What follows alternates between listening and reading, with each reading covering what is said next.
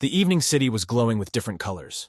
Many people were already on their way home, or were quietly watching TV with their family. But the crowds in the center were still in no hurry to disappear, only filling up with bodies. A girl asked her friend to take a picture of her against the backdrop of a glowing city. Already planning to take a picture, the guy noticed that something on the maiden's face wasn't right.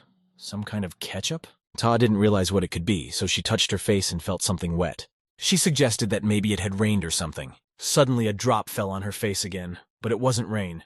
It was something red. It was raining blood, dripping from some man who in the light of the moon seemed like a mere mannequin. In the morning there was a conflict in one of the apartments. The girl was angry with her acquaintance. She just said to watch her baby who told him to hit a man? Wei Qi was angry too, but not at her. The girl's boyfriend didn't deserve her after all. He was just wasting her money and leading her around. The girl lowered her gaze to the floor, not even knowing what to say. Maybe he was right. When Wei Qi noticed that there was nothing to reply to his sister, he said that he just lightly got her boyfriend. The man said carelessly, "Molly, who knows what kind of scum he is anyway, and this way he'll know his place." Now the woman leaned towards him and said that she didn't even know if Wei Qi was a discard or not. The man took her wrist, causing her to blush slightly and recoil. She thought that one was an honest man, simply because he looked that way. Thoth said with a smile that he wasn't a scumbag at all, and was willing to work hard to become a better detective. It doesn't matter how difficult the task is. Let Auntie just trust him with it. The woman squinted her eyes unhappily, bringing her eyebrows down to the bridge of her nose, angry that he had called her aunt. She went to the door, and on the way out she said he was an idiot. You can't open a detective agency. It will go bankrupt. Wei Qi wanted to say that the damsel didn't pay for his work, but she closed the doors behind her with a heavy slam. The man collapsed in his chair, completely in despair. Once again on the same rake, nothing changes. He turned to the wall, looking at the photograph. That old man was very lucky. Sherlock Holmes faced such strange and intriguing cases that even the royal family forgave him. And the brother with the glasses from his favorite anime is good. With his death gifts, he came to the place where people were dying. Just when he thought he wasn't going to find a good case, he got a call on his phone. The boy's eyes immediately lit up with hope. Maybe he'll get lucky now. But it turned out to be Ye Qi's acquaintance. The man said to check the mail, but the young man despaired. Could this be another request to find a dog? But the woman said she should have found a mistress instead of beating up the guy. He should change his job instead of sitting in this agency. But okay, that's definitely not what this is about right now. She finally has something he's wanted to see for a long time. A corpse. Wei Qi immediately became animated and smiled. Ye Qi noticed this and giggled. Let him answer the letter. The young man tossed his cell phone aside, still keeping his phone ringing, and went to the post office. The murdered man was an ordinary young man who had never driven or picked up girls. His body was found hanging from the lampposts of Anshuan Bridge. The bridge is about 40 meters long and 20 meters high. I wonder how the body was suspended. It's strange, but the investigation ruled out murder for lack of evidence. How could he hang himself there? Hardly those who are eager to die want to die in agony. Ye Qi doesn't give any information. The girl tried to justify herself by saying that she herself had nothing. This guy died of shock and sobbing before that. The cameras gave nothing, and there is not even a small clue. Wei Qi smiled, wondering how he could thank her for this hanging. He could definitely tell that the girl had a real hunger for justice. The girl on the other end of the phone started shouting, saying there was no need to look for anyone. Just to comfort the mother of the deceased, and that's all. He almost fell off his chair and shrieked, asking her to shut up. He's a detective. It's not his job to comfort. Ye Qi, on the other hand, said that woman likes fresh, attractive guys, also posted false information on the internet. This has added to the work, need to be corrected, but the maiden said she would pay 50,000 yuan for it. Wei Qi couldn't give in to the temptation, even though it was great. Except that after a couple hours, he got the client's information and went to her house. As soon as the woman heard the voice, she turned at him and, recognizing the detective, fell into his arms. Her son had met such a horrible death. Maybe at least Wei Qi would be more useful than the police officers. The detective said to let Madame Fan calm down first, and they had a normal conversation. Fan Ting is the mother of the murdered man, a rather bossy woman and has a rich personal life. It will be very difficult to deal with her. When those sat down, Wei Qi said that he saw the post she had published. It says the police made a mistake, and it was a murder. It turned out that there was evidence present that the police did not accept. The guy asked to see it, and Fan opened the box she held in front of her. It turned out to be a black hair. Detective Wei picked it up, not realizing how it could have been noticed at all. Wei Qi took a closer look at it. Could this be a solid proof? Police told the woman it could be dog hair, but her son is allergic to it. The one said maybe, and Fang Ting looked at him angrily. She doesn't need maybe, her son is dead. The detective took the box, asking if he could borrow the proof. Ta put her hand on the man's arm, saying he can take whatever he wants. As long as Wei is on the case, she will be very kind to him. Toth smiled and asked that she not write anything on the internet. It complicates the case and might interfere with it. They eventually parted ways, and after that the detective started walking around town. He went to all the kennels and pet stores to find the dog that the hair belonged to. It was strange that no one could tell whose wool it was. Perhaps Fang Ting was mistaken. Finally, Wei Qi's last stop was the veterinary clinic. He approached the doctor, asking if she could help him. The fur was too long. Something like this was rare to see. She'd never even seen it before. Is he sure this hair belongs to a dog? Could it be human? Wei Qi remained silent, not knowing what to answer. He was definitely not sure of anything now. Suddenly, someone from the side came up, breaking the tense silence, and took the hair. The doctor angrily asked what Aunt Jen was doing. Make her give that hair back quickly. But the one with the creepy shadow on her face said the hair looked very familiar. There was hope in the boy's eyes again. Grandma knows whose it could be. She said cryptically that the fur was definitely not dog hair. It belongs to a wolf. At that time, not only the doctor, but Wei Qi was also slightly startled. The puzzle wasn't adding up, no matter how hard you tried. The doctor said she was talking nonsense. What kind of wolf would have such long fur? She stepped further away, having already put her hair back. She whispered that the wolf was no ordinary wolf, a terrifying monster that has tremendous power. It flies up into the sky and disappears. If he shows up, he brings only deaths and nothing else. Wei Qi's grandmother's words about flying into the sky echoed in Wei Qi's mind. That one ran up to her in a flash, asking what she knew about it. He wants her story. As it turned out, many years ago when she was still a very young girl, there's been a terrible tragedy. A hell of a sight I'd like to forget. It was very scary, as if not even a man but the devil was rampant in the city. It was a huge wolf, with a huge maw and teeth that could rip anyone to shreds. Cruel and ruthless that bore nothing but a horrible death in hellish agony. The claws were as sharp as blades and blood-red eyes, the same fur as the one Wei Qi had brought. The one looked at his grandmother incomprehensibly. A horrible monster. Is she really telling the truth? She bare her arm, revealing a huge, ugly claw scar. It was left over from that time. The detective asked how she managed to escape, but she said it was simply impossible to escape from that thing. But if that man from years ago shows up again, though no, she can't tell now. The young man spoke the words thoughtfully under his breath. Who is this man? Granny said that a normal person couldn't handle this beast. Wei Qi said to tell him where to find that monster. He's a detective. She said he was too impatient, though if he wanted to, she couldn't stop him. Then she grabbed her arm. But a few months ago, she met the man who saved her. Have Wei Qi go to him. She'll give him the address. Only he knows how to catch him. He's got a nasty temper. You have to be very careful with him. Except if there's no way the detective can get his help. Then don't even think about catching the monster. No way. Finally, Wei Qi got in touch with Fang Ting. She was interested in how the investigation was going. He replied that there was no good news and was told to drop the case. There was a new victim. He was killed outside the city hospital, a friend of the first victim. Strange murders. Wei Qi immediately realized if a friend was killed, then this was a series of murders. Auntie was right. It was like the Baskerville dog case. Toth temporarily blacked out from reality, but was brought back by a disgruntled voice on the phone. He said not to worry. The detective will solve all these cases discreetly. Meanwhile, the police arrived at the scene of the murder. They were shocked, because who knew that the death on the bridge would not be the last?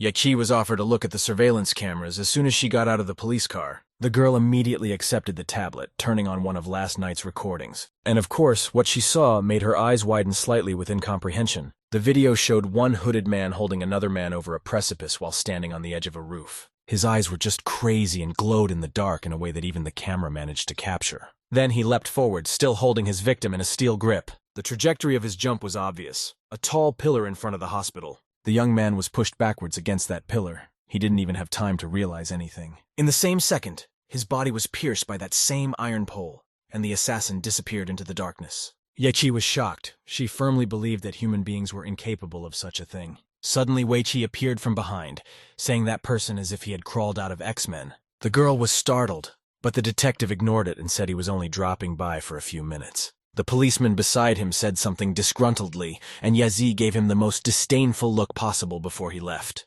She told her colleagues to put on record that the killer has a high-tech weapon, also possibly taking substances. In Wei Qi's mind, her words rang out. He looked around at all the staff members. Then he took his hand to see if there was anything on it. He thought deeply. Are they all blind? You can see the monster in there. It's time for him to show his true colors. Now it's a good chance to become a real detective, so he's gonna go to that man. There was nothing but dark woods. Even in the daytime, it was creepy, like a ghost movie. He can't believe anyone could live here at all. Unless it's a ghost, but not a person. It sure befits the inspections to be called a Chinese monster. The young man then began vigorously pounding the iron gate with his knuckles. When no one answered, he started yelling, asking if anyone was even home. There was a camera near the gate that captured all of Wei Qi's attempts to reach the owner. Toth, meanwhile, was sitting in the room watching this. There were many underlings around. He then began elegantly pouring himself hot green tea into a mug. At the same moment, Wei Qi started shouting, trying to call out, "When will they open the door?" The man's hand froze in place after the request to open, interest taking over. The detective was no longer knocking with his knuckles, but with his palms. He had an important matter, and it was very urgent. After that, the gate opened. Out of surprise, Wei Qi just picked up and fell to the ground. Who does that? He cursed under his breath at that. The landlord, meanwhile, was looming over him. The question of who he even was had to wait a full minute for an answer. The man was all in black and white. Only his coat had gold inserts. The unknown man replied that his name was Gong. He's here on important business, isn't he? Finally, Wei Qi stood up. But who is this in front of him? And where is the old man who was supposed to meet him? The detective then shifted his gaze from the man's figure to his face, which expressed simply nothing, except he realized that the shape of his face resembled a fox's. Everything was so strange. On the unknown guy, Gun's arm was a red bracelet, probably the only brightly colored accessory on him. He didn't change his face, even as Wei turned his attention to his hand. He just asked what he wanted. Wei Qi replied that he needed to ask the old man a few questions. Let him be summoned. Gun turned around, and afterward turned his head and said that the detective probably had the wrong address. After which the latter rudely told Wei to get lost, and at the same second the gate closed in front of his face. Of course the detective was shocked at this reaction. Why would you even act like that? He must have had a lot of bleach. He's pretty nasty.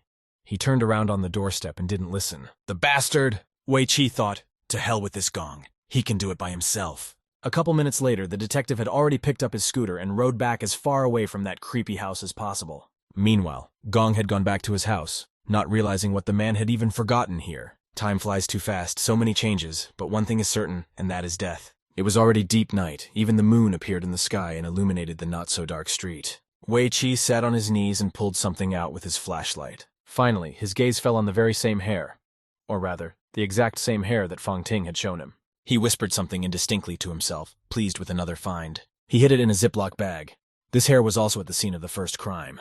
And now it's clear that the man in black who was captured on the video is the killer. Once he gets his DNA analyzed, he'll definitely be able to find and ferret out the killer. And when the case is solved, he'll have a gold mine. He'll be famous as a detective. Suddenly, a frightening baritone sounded from behind him, asking what was he doing on this roof. The detective turned around at the voice, not realizing why there was even another person here. A dark silhouette appeared before the boy's eyes.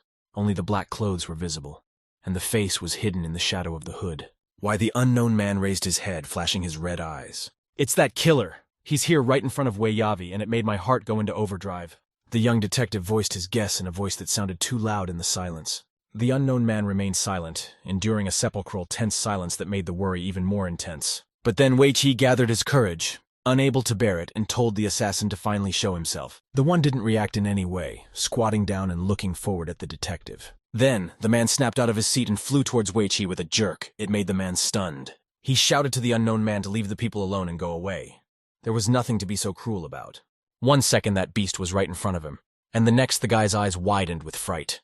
For just at that moment, the monster simply jumped upwards, spinning in the air. The distance between them was about 10 meters, and it was very frightening. The one then very quickly jumped to the white wall closest to him. The next instant, the unknown man in black pushed away from her, leaving an impressive dent. Wei Qi noticed how fast the assassin was moving, and the fact that the one might not be human once again took hold in his mind. Before he could even blink, a hand flew into his stomach with good accuracy. The young man's mouth bled. He began to lurch, hissed, and clenched his teeth hard. His eyes widened greatly, his pupils narrowed. It wasn't that he was afraid, he just wasn't quite ready. The assassin's arm was bare and black claws could be seen on it, as if some cat had them. The unknown killer then used only one hand to recline the victim's body somewhere. Wei Qi landed right on the building opposite, again leaving a heavy dent. At that time, the monster stood, the proof left in his hands, a hair in a bag. Thoth walked to the edge of the roof, holding the proof in one hand and getting ready to leave. He wants to see Wei die at the end. The dent was severe. The monster might well have punched through the floor if the force hadn't counted. Wei Qi realized that the opponent was too strong, and even if he wanted to, he wouldn't survive. But he was able to jump several dozen meters and easily crucify a man. And the hand he saw when they tried to kill him, it's weird. This means that the serial killer may definitely not be human, but some kind of monster. At that second, Grandma John's words came to mind.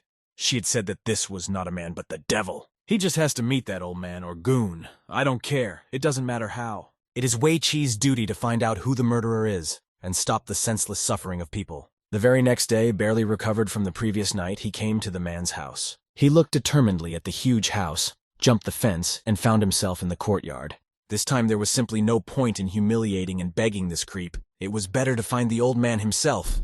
The courtyard was full of strange statues from different countries and different eras, looking quite old. Then Wei Chi walked somewhere a little further. Not only statues, but also strange incubators with monsters appeared now. The only thought that followed the detective at that moment was, what the hell is going on here? Finally, he came to a door of some sort.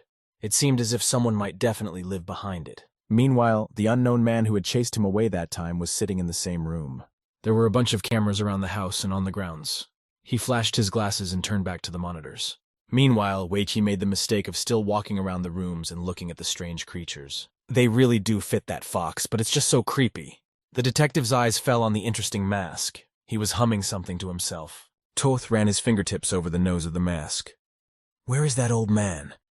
He didn't come to look at the bones. Suddenly, the mask opened quickly and an incomprehensible white gas flowed out of it straight into Wei's face. He stared perplexedly ahead, not realizing what was wrong. Immediately afterward, his head began to spin. There was still a trace of blood on his shirt from the monster's blow. It didn't matter now, though, because he was falling. Wei Chi was incomprehensibly obscure, but above his head was a huge lamp, something used mostly in hospitals. It took the man an unknown amount of time to even wake up, but his first words were of outrage at the light. Truthfully, after a second, he came to his senses fully and opened his eyes as fast as he could. All of a sudden, Wei Chi started shouting at the top of his voice.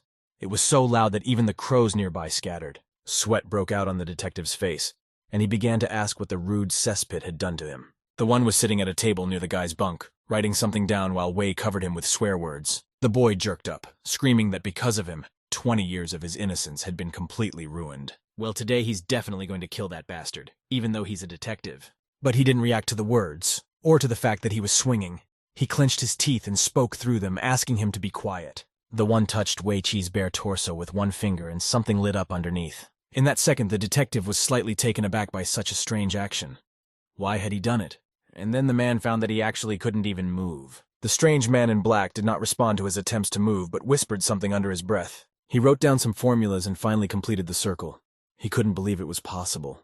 All the formulas showed that Wei Chi was 100% suitable. Is that even possible? It didn't matter, though, because he was perfect, and it was amazing.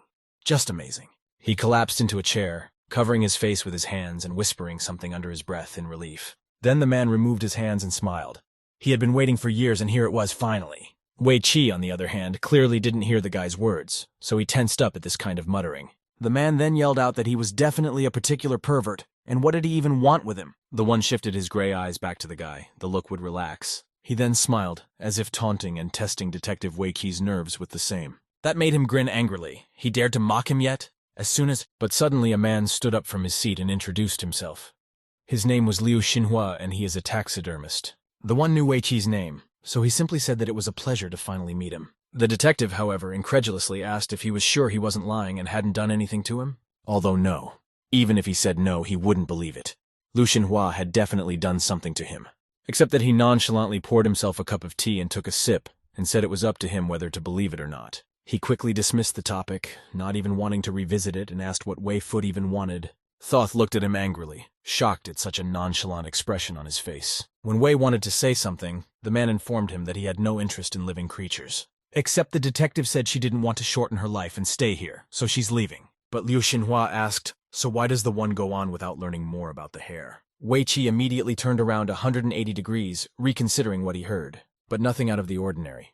This taxidermist just nicked a box of hair from him. The detective walked over and snatched it from the man's hands, angrily telling him not to touch his things again. But the man would not rest, for many people had died.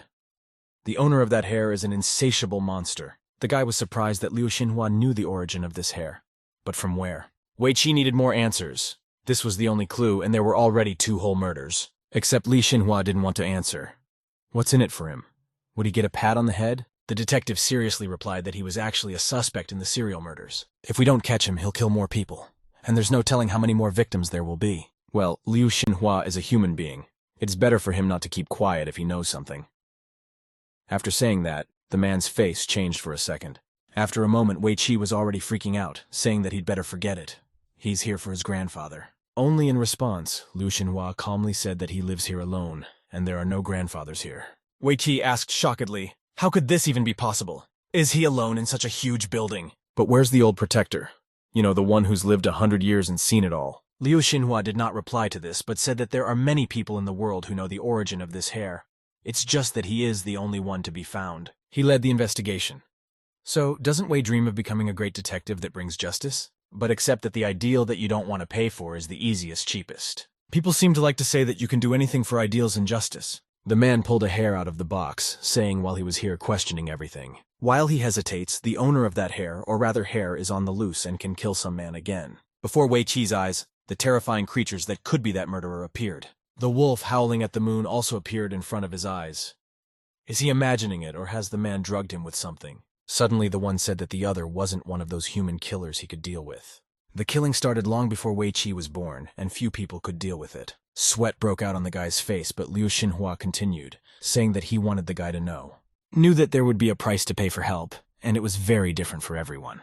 Unexpectedly, Wei Qi started laughing, saying that this was complete nonsense, and not many people would believe such a thing. But Liu Xinhua restrained himself from being rude, asking what was he even doing here then? After all, you could tell from the marks on his chest that Wei had seen this monster once before. The detective's face at this moment turned white as plaster, or common chalk. Liu Xinhua began, saying that they were the former masters of the land. Ancient, powerful, and very dangerous. Meanwhile, the SWAT team had already found this killer through surveillance cameras, starting to shoot. Overlords are myths and legends, also relics of the past that have been thrown to the wayside. The SWAT team was unable to defeat the monster. The monster swung with great force. An entire army of at least 10 men at a time was killed. Not even a gun can take him. After finishing his story, Liu Xinhua said that only Detective Wei Qi would decide. He asked, slightly surprised, what exactly would be the price of his help? There was a shadow on the man's face, and he covered his eyes slightly, looking away thoughtfully. Except it was obvious he knew long before that he wanted the guy's body. The one looked at the man with surprise and consternation in duo. It was hard to understand the feelings from the expression on his face, especially seeing so many emotions at once. Meanwhile, huge pools of blood were spreading across the floor of the room. Various limbs were lying around. The victims had animal claw wounds on their bodies. We don't know if it was a wolf or a tiger or even a lion, except none of these animals fit the description of the creature that made it. When Wei Qi heard the condition, or rather the price of knowing about that monster, he was significantly surprised. Although he could have said he just didn't want to help. What kind of perversion is that? He won't say that. Liu Xinhua listened to all this with a calm face, saying that it was not a bad thing to say, he said, satisfying himself. But he had said it before. He was a taxidermist, and he wasn't interested in what was going on in Wei Qi's head. He's not interested in his likes or dislikes, just his body. It would be more accurate to say a dead body. He wants Wei Qi to pledge his body after he dies. Liu Xinhua wanted to add something else, but he was silenced. The detective said it was important for him to solve the case, however. That's not what it's all about. He slammed the door before saying that he wasn't that stupid and wouldn't go for a necrophiliac like him. Liu Xinhua looked at the loudly slamming door with a calm smile. A couple hours later, Wei Qi was already at his house and had changed his clothes. It was unknown but how much spending time at that necrophiliac's house. That one still felt just disgusting and tried to pull off the clothes he had before. Suddenly, the phone in his pants rang. Wei picked up the phone, but said to speak briefly. Ye Qi asked where Fang Tian was, and the latter irritably said that he was a detective, not an adult babysitter. The girl told him not to get worked up and to take his pills, because there had been a murder in Riverside Park. And it's one of the most violent of all time. It's full of blood and dead bodies. The identities of those killed were determined to belong to a foreign underground organization. A couple of strings from these people led to the investigation of the mother of the first deceased, Fan Ting. Anyway, does Wei Qi have any idea how many people died? 21 people. It was as if they had been torn apart by some huge and horribly violent beast. Oh, and Fan Ting has disappeared without a trace. But if the detective knows where she is, have him contact her. No doubt it's the same guy who hurt him. Who else could kill 20 people so easily? Meanwhile, the mansion was still standing in the same spot as before, still just as creepy. One of the rooms had a huge personal library with lots of books. Liu Xinhua is a real decimator. He had been waiting for this for over 100 years and let it go like this. He just failed, though maybe it was his luck but also fate. Things happen. Suddenly, someone opened the doors as if with a foot, nearly knocking them off their hinges. This slightly surprised Liu Xinhua. He looked towards the door in anticipation. Except it wasn't any beast, it was Wei Qi that wanted to clear the terms. He and the man walked deeper into the library. where the bookshelves were almost under the huge ceiling. The detective said there's too many books. It's sickening. Can't you find that on the internet? And by the way, Wei Qi was really sure that Liu Xinhua was a zombie dug up from the grave. The man took out a book and turned a couple of pages, then closed it and looked at his interlocutor. Why did he need the internet when he could use it himself? Wei just nodded and leaned on the cabinet. He had been told that the books here were worth millions, so he should be careful. Those finally returned to the office. Liu showed the book, saying that all the information the detective needed was in it. Also, Liu Xinhua should remind Wei Qi to do something. Toth yelled that he wouldn't sign some kind of sales contract. That's stupid! He then lowered his gaze to the book, reading about the hair. It said it belonged to a legendary creature. It's a werewolf, but it's more clearly a werewolf, a supernatural creature that can freely shift from human to wolf form. The creature has tremendous strength, and its fangs are hard to resist. They are very vicious and aggressive, and obviously their skills are superior to humans. Ordinary people certainly can't pull against their weapons, or rather claws and also teeth. Wei Qi was astonished. Werewolves then, so this is all a real monster. Liu said that at least human technology could easily deal with them. In the modern city, which is built of steel and concrete, it is very difficult for them to survive, because it is the perfect place to kill. Wei Qi asked if werewolves were really that good, but then he was interrupted, asking what he was going to do. The detective says he needs to find this guy and stop him from killing, however. He needs to go somewhere first. From the outskirts, they re-entered the city and decided to sample the scene of the crime. Wei Qi examined the white wool that was left near the steps at the very bottom. It obviously belongs to the guy. Only the smell of blood is too strong. Here he turned around to Liu Xinhua, saying that he was not helping at all, so let him act faster. Suddenly the wind changed and began to blow the other way, and that's when the man raised his voice. He stepped aside, saying that's where he could smell an odor that didn't belong to a person. It's likely that the Vorwolf or otherwise werewolf was definitely here at the time of the murder. Wei Qi was angry, sarcastically saying, "No way, but the question was, how could they find him?" Except Liu Xinhua didn't react, retreating a little further to the wall. The detective shouted not to be ignored, but the man let it pass his ears.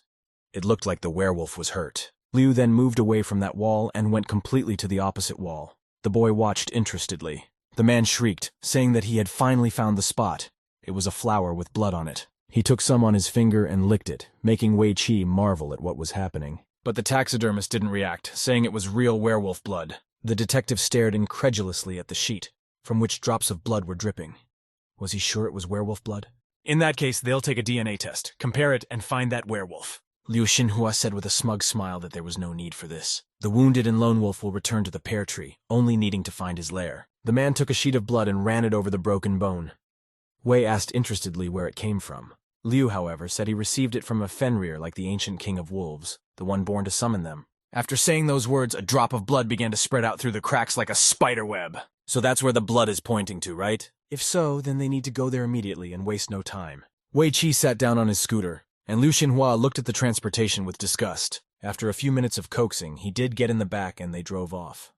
The detective said not to be shy. The two of them drove through the dark city, the sun slowly setting behind the horizon. Liu Xinhua was riding along with Wei Qi, but then suddenly asked to slow down slightly. The detective was amazed, for they were only going 4 miles an hour, but the man didn't care. Liu fiddled with the map, and it seemed they had finally arrived, for the place was somewhere nearby. As soon as the taxidermist got off the scooter, he immediately leaned against the wall. Wei laughed, because he didn't think he would be so sick. Then they were back to normal. Except, is this werewolf pair here? I think it's just a regular apartment building. Liu Xinhua covered his eyes, creating the most relaxed look possible, and sighed the air. They should definitely go inside and take a look around. Fenrir is never wrong.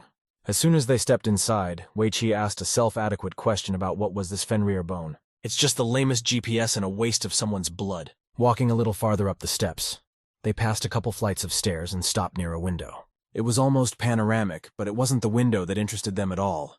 It was the blood on the frame. It was still very fresh. Maybe someone was here a few minutes ago. And maybe this blood leads to one of the apartments. The man pointed his finger at the door in front of them. Wei Qi smiled, saying that he didn't expect this.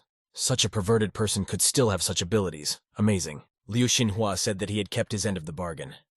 Now we need to call for reinforcements and deal with him. Wei Qi said that he knew that, but he needed to fully check everything first. The guy opened the apartment slightly, just a couple of some centimeters. After which, Wei Qi himself peeked through the gap. It was bright inside because of the unshaded windows. The latter then turned to Liu Xinhua, saying that everything inside was empty. Not a single soul. Then the detective went inside and the taxidermist tailed him. He didn't seem to care, but it turned out he just wanted to pick up the body afterward. Red eyes flashed in one of the rooms. The werewolf breathed faintly. The men looked around the empty apartment filled with the most common household items. On the table were school books, a pink backpack, notebooks, and school supplies. On one of the walls hung various paintings, but each necessarily featured two figures. Looks like some people just lived here. Doesn't look like a wolf den. Meanwhile, Liu Xinhua was looking at the framed pictures. It's interesting. Suddenly, Weiqi noticed some old lady's altar next to the refrigerator. There was a smiling woman in the picture. She seemed very kind to the boy. And for some unknown reason, that face seems familiar, like he's seen it somewhere. That's when the guy got the idea to light some incense and put it in a vase. As soon as he reached for them, the werewolf began growling quietly behind the door. His eyes turned red and very angry. He was breathing hard more because of the wound than because he was angry. Weiqi lit the incense and apologized for barging into the woman's house, wishing her strong happiness and health in heaven. And it's all because of a hairy pervert. They really didn't want to barge in. Here Liu couldn't stand it and asked what Wei was even carrying. But the detective replied that the latter was also involved.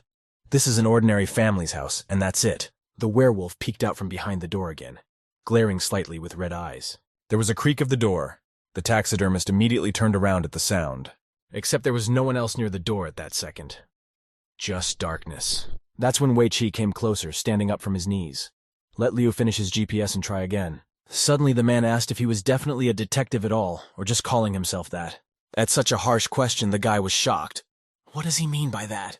Liu Xinhua exhaled heavily, saying, About nothing. Just greatly surprised. He's sure this place is the very wolf den they've been looking for. There's more than enough evidence in this apartment to find a serial killer.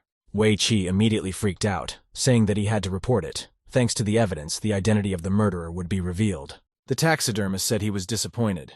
Detectives don't stop halfway through. And after all, the mission of people like him is to get to the bottom of things, not to call someone. The guy paused, slightly thoughtful. He held the phone to his ear, but dropped it at the same second. The man was right. He should find the killer himself. Liu was satisfied with the answer, because it meant that Weiqi was not hopeless. Suddenly, the detective found another room and informed his partner. He wanted to talk him out of going. As soon as the door swung fully open, the guy saw red lights in the darkness. This really surprised Weiqi, even frightened him. He stopped and just stared ahead.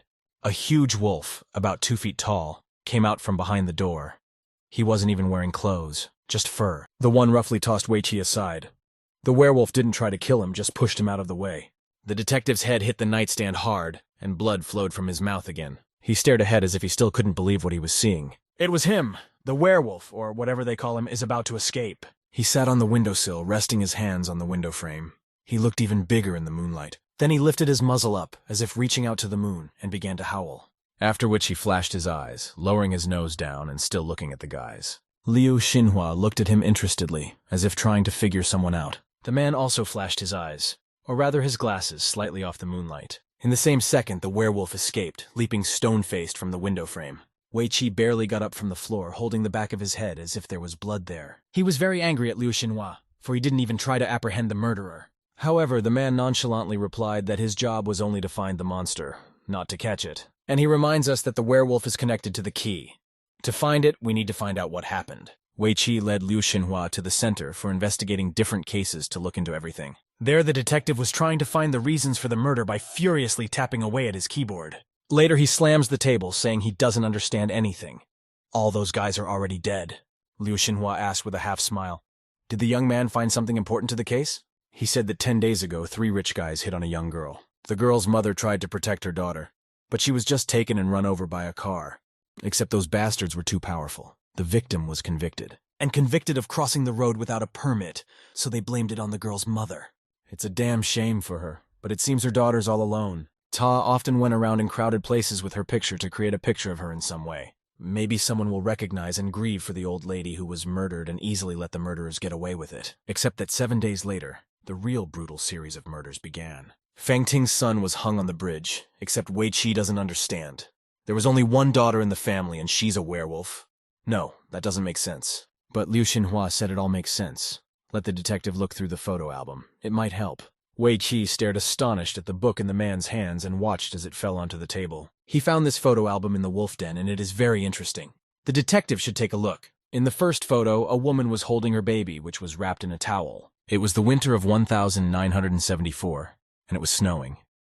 It must have been a long time since they had left the human world. The man who wrote this has no memory. Not even a trace of those who were with him remains. She may be the only monster in this world. It would be nice to die alone. These thoughts followed until the werewolf met someone special. A few hungry wolves then surrounded the crevice in the rock. It smelled of humans. She shouldn't have cared, but maybe it was the loneliness that made the werewolf go there. She stood in the cold snow without any shoes. Her feet were covered in abrasions. The girl drew her eyebrows together and growled for the wolves to move back. When they saw the monster, they were frightened and tucked their tails. Then they turned around and ran away immediately. Inside was a human woman and child, but the mother had long since died. She clutched the child in her arms even before she died, but the child was still alive. Whether it was fate or not, who knows? You just wish you knew what it was like to be raised by a monster. She took this man into her world that day, begging for food for her supposed baby sister. Gradually it grew, bigger and bigger, clearer and clearer. And in time she became not a little sister, but an older sister. Once, even when the werewolf helped the hallway, the girl was praised. Her mother or her sister came for her, and the woman said her daughter was pretty good at what she did. Just then Wei Qi shouted, "Could this girl really be a werewolf? Really?" Liu Xinhua explained that werewolves have a long life cycle. Perhaps this entry was for a dead woman. It's rare to find two people who've lived together for decades. It's a blood feud that won't end. Have him look at the last page. The boy flipped incredulously to the very last one, barely separating the stanzas. On it was a photo of 3 men, and on the photo was a red print of someone's palm. Both victims, 2 guys who were friends, and they're on their case. The one in the middle, Fang Hao, was the first, and he was hanged, just like Jesus on the bridge. The second was Zhang Hao, who was loaded onto the flagpole right in front of the second hospital. The last boy in the picture is still alive. Apparently the werewolf is coming for him. But if Wei Qi finds his address, he'll be able to stop the monster. Meanwhile, in the huge mansion, negotiations were taking over. The person who killed Fang Ting's son was a monster. The woman herself tried to catch him, but here it is, the result. 21 victims. Mrs. Fan just needs to think about what the man said. Think very hard. This definitely wouldn't have happened if she had handed over her artifact much earlier. The kid sat on the chair and was in a complete panic. What is this monster? He's scared! Fang Ting said to shut up. If he hadn't colluded with Har Hao and sang himself so shamefully, it would have been fine. The young man's mother says she's talking complete nonsense. They are talking about a solution to a problem. They need an artifact. She said that's not going to happen. It's her family heirloom, and 2 of their children are dead. 1 more doesn't matter. The man in the suit between them said that he wanted to remind Fang Ting of something, and given the brutality of that monster who killed a non-son, he won't be so easily appeased. Not that the woman wanted to hear it, but there was no escape at all. The man continued, saying that the wife and the abuse would kill her and everything would fall apart. The boy, who was at that moment desperate, experienced terror just like his mother, and yet a useless artifact on one of the scales and no life on the other. Now the woman only had to think about it for a moment. After all, she could die at any second. Fan Ting calmly replied that she would only hand over the artifact after disarming the monster. The unknown man, who looked more like a lawyer, smiled, adjusting his glasses. In that case, they agreed. During the action, a strange mark showed on the man's wrist. At the same time, Wei Qi called someone, asking for information about the 3 suspects in the accident. The colleague was interested in what was going on, but the detective didn't waste time explaining. He needed information, and then he would find Fang Ting. Literally the second the guy's information and personnel file arrived in his inbox. There was a lot of unnecessary information in those files, but finally he found the right one. The young man's address was Fuhua District, which was on the familiar Binjiang Road. Wei Qi didn't dare to delay for a second, so he immediately ran to the bike, and he and Liu Xinhua went. On the way out, the man asked what the man was going to do with the werewolf. The detective said he committed a crime. A lot of people died. But she's the only one who succeeded in raising a human child. They both depend on each other. As a detective, he must find out the truth, for he doesn't believe the girl is evil. But still, he doesn't know what to do with her in general. Kill her, put her in jail. Liu Xinhua was silent. And at the same time, the girl was lying on the roof of the high-rise building. She looked tortured, all her hands and face covered in abrasions and a lot of blood. Tears came to the girl's eyes. She was unconscious at that moment. She dreamed bits and pieces of moments with the human child she had picked up. In the same second, the girl opened her eyes as if waking up from a nightmare, even though it was one. Then the werewolf stood up, looking down on the small town. Anger rising in her, she turned to the wolf and howled. The man gave some kind of box to Wei Qi and said that if anything happened to the things, he would have nothing to do with it. The detective said he wasn't that sloppy, especially after all these years. By the way, Liu Xinhua asked, why is he even here? You can't count on him. Except Wei Qi didn't let Wei Qi finish this sentence, instead assuring him that there was no need to worry. He knows the werewolf is really strong, however, there are things he needs to do on his own. And just in case he dies, the detective expects the man to take his body. One way or another, they agreed. Wasn't that Liu Xinhua's wish? He didn't answer, falling heavily silent. He felt as if he were defeated, only it was unclear what he was defeated about. Meanwhile, the same Fangting mansion was still very quiet. No wonder, it was nighttime. The werewolf sat in the bushes nearby, glaring with red and predatory eyes. His gaze was fixed straight on the front doors in tense anticipation. The werewolf emerged from the thick of branches with a sudden movement, the wind bending his fur in an incomprehensible way. One of his paws swiftly strode across the wooden door, clawing it completely open. Inside, as if summoned, a man appeared. Whether he had been waiting here all night or had heard the noise was unknown. But the man smiled crookedly at him with ugly lips, saying he was already waiting for him. Let him remember that this is the age of man, not of monsters and wild things. Wisdom is the ultimate power. The werewolf bared its teeth, flashed its predatory eyes again, and growled loudly. Just at that moment he heard the rope creak. The cage began to fall on him. As soon as the iron hit the tiled floor, someone shrieked happily. They finally caught the damn monster. It didn't take much thinking. The werewolf was very angry. A couple seconds later the growling came again, already many times louder. His paws closed on the railing, his fingers trembling and thick veins showing on them. Fangting shrieked, for the sound of metal breaking was heard. "He wants to escape!" But the man assured me there was no need to panic. He had a lot of experience with these things. A strange remote appeared in his hands, or rather a button he pressed. An electric shock ran through the werewolf's body at the same instant, and he began to scream.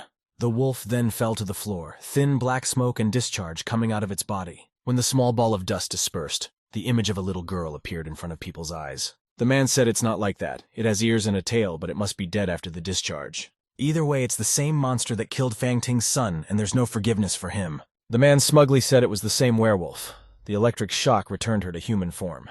A woman should not allow herself to be fooled by her current, innocent appearance. The man in the tuxedo decided to remind her of the arrangement. He's done his part, and now it's her turn. Fangting assured that she would do her part. Except in her opinion, it was just an old artifact. But lo and behold, John Doe said there was one person who liked vintage stuff and was asked to bring it in. It was a very good deal, and now it's time for him to go. Let the woman enjoy her revenge. Fangting's lips contorted into a smile. The lipstick had almost rubbed off, but it didn't matter. Ta savored the words she had been told, for this was exactly what she had wanted for so long. The bloody beast deserves the suffering he made her little boy endure. It scared the hell out of them, making them fear for their lives very much. But they won't do anything supernatural now, just play. Too bad for their beloved Hao Ji. He won't be able to do it. But that's okay. His suffering is over. The girl opened her eyes, hearing some noise. Her face was completely covered in abrasions, and she was awakened by screams and laughter that said she would be tortured to death. She would have to pay for the life, or rather the brutal death of Mrs. Fangting. Suddenly, the werewolf was hit with a tremendous electric shock and also hit with a stick. She immediately began to growl, the girl's eyes flashing red lights. At the same time, Wei Qi and Liu Xinhua arrived at the house of the first victim's mother. Now it's the detective's turn to investigate the crime so the man won't get in the way. Suddenly, heartbreaking screams were heard from the house asking for help. Someone asked to be left alone, and afterward a boy came flying out from behind the door. He begged for help, but suddenly he was pulled hard inside by his ankle. As soon as he was dragged away, leaving a trail of blood, the doors immediately slammed shut. Wei Qi was completely shocked by what he saw and was momentarily saddened. They were too late. In the middle of the hallway, the cage was broken. One woman blamed everything on the other. If it wasn't for Fangting, I should have gotten rid of her instead of these sadistic games. If the woman's son doesn't survive today, she doesn't know what she'll do to Fan. Meanwhile, the werewolf dragged a guy by the scruff of his neck who was trying to get out and threw him at the women. Here, Fangting decided to test fate by asking if they couldn't just talk things out. But her face was bleeding and her expression was angry. Let her keep silent. Her fate was sealed. His face contorted, changing from calm to maximum aggression. She growled and opened her mouth with her sharp teeth, planning to bite. The two women's faces immediately contorted in fear for their miserable lives. Even the lad rested his head against his mother's chest, tearfully fighting the fear of looking at the wolf. Fangting tried again. It was true, they had done badly, but they had lost 2 children. Their families will easily provide the girl with a lot of money. And if that's not enough, she can have the guy. The second woman angrily slapped her acquaintance. What the hell is she talking about? But the one only said with despair in her voice that her son was already dead. Why should hers be? The werewolf clenched her fists, noticing just how human these two were that they were willing to make sacrifices. Except she has nothing to discuss with them. They're just as cruel as she is. The one swung her blade-sharp claws about to attack. In the next second, the maiden leapt forward, transforming into a wolf. The 3 men began to roar, begging for mercy or at least help from someone. The girl swung with all her might, screaming that she wanted payback for the murder. Blood spurted. A slash of some kind was passed through the air in a way that left a mark. But the thing is, it wasn't the blood of those 3 people that rushed in at all. It was the girl's blood. Her hand was tied with something. The werewolf turned around in displeasure, asking who else was here. From behind, meanwhile, Wei Qi held a rope, which he wrapped around the girl's wrist. But Liu Xinhua, as if in disgust, said not to count him out. He's only here for the body. Dedekiv, on the other hand, said that if the girl tried to kill, he would do everything possible to stop her. Fanting shouted the guy's name with despair and relief in her voice, rejoicing. They need urgent help because this monster is terrible. She's paying 10 million! Suddenly the girl was angry to find out that they were all in on that woman. The werewolf pounced on the detective, saying that since that was the case, then he needed to die. But here the young man answered nothing, focused by what was happening on the battlefield. Wei Qi's only comment was that underestimating people was her mistake. Some kind of rope flew into the air, with rocks attached to the ends. It wrapped around the girl on all sides, gripping her torso and of course her arms. Such discomfort puzzled the she-wolf, and she was slightly taken aback, not expecting a weapon. Whereupon the girl came crashing down with a thunderous crash, falling precisely headfirst. Liu Xinhua was stunned by the appearance of the bolas. When did this Wei prepare himself? Bolas are tribal hunting throwing weapons consisting of a belt or bundle of belts. Wei Qi said that it was a simple thing, but in good hands it does wonders. He knows her reason for revenge, but whatever it is, it's no reason to kill. There are different laws in the human world. The werewolf, lying on the floor, began to scoff. Does he really think he's going to win? She got angry and gritted her teeth, yelling at them to all go to hell. The body began to transform from human back into the familiar form of a wolf. The ropes around her body, however, began to tear, just like the red sweater. The werewolf leaned on his arms, still in an uncomfortable lying position. Then he jumped up, still in a full-blown rage that wouldn't subside. Now do they understand? The one flashed his red-pink eyes and clenched his teeth with all his might, grinning. Now it's time for them to die! That's when Li Xinhua decided to intervene, saying that she had taken the true form of a werewolf, and it wasn't the same as before. It wasn't too late to escape, and he wouldn't see it as something shameful if he did. But it turned out that even that he had an incomprehensible plan. Wei Qi put on his mask and said he couldn't hear Liu. And don't let him say he didn't warn you, the detective said to leave the room. He simply wouldn't care if Xinhua was hurt. The man obediently left the room. Wei Qi was left one-on-one with the monster. But it was no longer terrifying even when it attacked. Then the detective shifted his angry gaze to his interlocutor, his eyebrows drawn up to the bridge of his nose. Is it cool to turn around?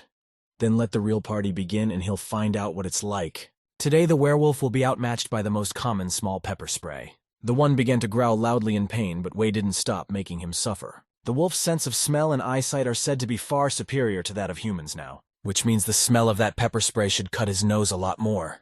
Shu Linghua watched everything through the crack in the door. Pepper spray is effective. But even so the werewolf can keep fighting, he has a pretty fine ear. Suddenly the man cut himself off halfway through the word, when he saw the explosives in the young man's hands. Wei Qi shouted that he wasn't done yet, lighting the firecrackers. After that, he threw them at the wolf. There's plenty more of it here for the werewolf to enjoy. The wolf began coughing heavily, not even growling. He closed his eyes, sensing his demise. Now, while the monster is slightly weakened, he has a special ingredient. And of course it's the deadly pepper. Now he attacked with lime powder and tear gas, silver bullets and fish mint, black dog blood and garlic. The final cherry on the cake is expired chili paste. After this combo, a huge cloud of dust and gunpowder formed around the werewolf. Liu Xinhua stared forward in astonishment. So the werewolf is finished now? Wei Qi shouted victoriously. His 13 flavors had definitely done him in. The seemingly ridiculous move wiped out all advantages like the wolf's sense of smell, sight, and hearing. All the strengths turned into the most vulnerable part of the werewolf. It's a surprise. The detective looked through the thick of smoke and the smell of gunpowder, shouting for the monster to surrender. After which, Wei Qi walked over to the werewolf and grabbed his head, or rather the fur there.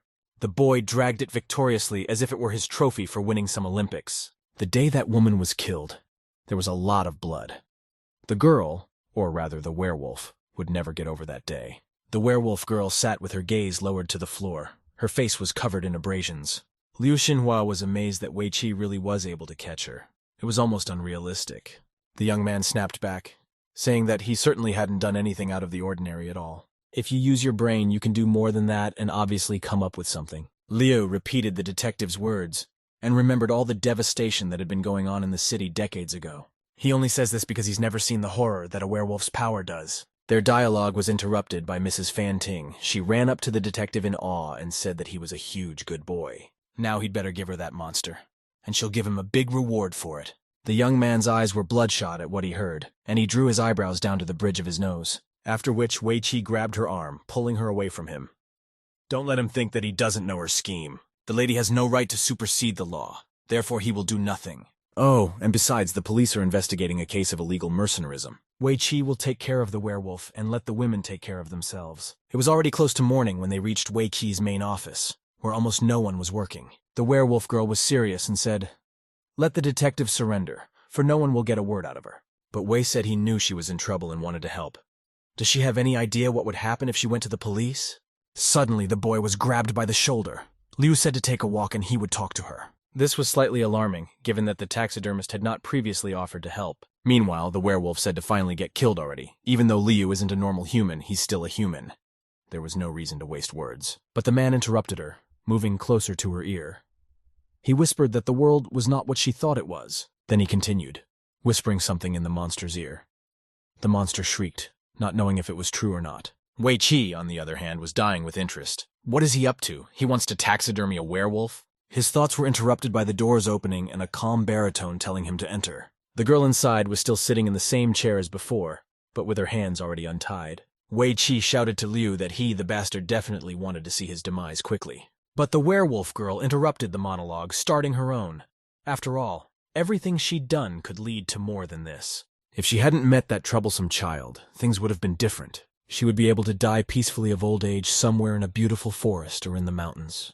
But she named her San and slowly watched the little girl grow. She watched her growth and later her aging. She was haunted by the feeling that she would soon die. Except it wasn't long before those cruel and hateful people intervened. First they harassed her, and later they knocked San to the ground. She was dying in her arms. But none of those bastards were punished, because they took the blame for the one who was already dead. And Mrs. Fanting bribed the judge, or rather rewarded him for his work. Human beings, called the measure of all things. Even true monsters are no match for them. That's when Wei intervened, asking if she had even killed those mercenaries. The werewolf girl said it was right. They were sent to kill her, but she killed them first. Is that wrong? The detective pondered a bit and replied that those guys really weren't sorry at all. Here Liu Xinhua intervened, about to remind us of one very important thing. The werewolf girl broke human law and killed people. She's a criminal. Is that what he will do to uphold the law, or will he do what he thinks is right for himself? After this question, the young man fell silent, pondering his answer for about a minute. The taxidermist couldn't take it anymore. Would it really be that hard? He would have to make a choice right now. Wei Qi asked if the girl had killed anyone else, not including the people from this incident. She said no. Unlike humans like him, she hunts only for survival and revenge. Wei went on to say that, legally speaking, she did commit a crime. However, he does not consider her actions at all unjustified, and even on the contrary, approves of them. The werewolf girl closed her eyes as she continued to listen. She was struck by the boy's words. But he's not a judge, just a detective. Now he's figured out what happened, and that's effectively the end of the job. Liu said again that it was even more dangerous for her to stay here than before. What is he planning to do? But as it turned out, Wei Qi hadn't even considered it, and the taxidermist suggested that she should choose for herself. The young man smiled, thinking it was a very good idea and waiting for her response. The werewolf girl's gaze sank to the floor once again. Her desire was to stay with Mr. Liu Xinhua, staying to live in his big house and being his test subject as a model. After saying that, the girl smiled as if she had won the best prize in the lottery. That's when all of Wei Qi's dreams started to crack. So she wants to be a model. Who would want to lose their life and live as a specimen in Formalin? This is bullshit. Did that bastard Liu Xinhua use some of his trump card and coerce her? Such a fate is many times worse than death, let the werewolf girl think again.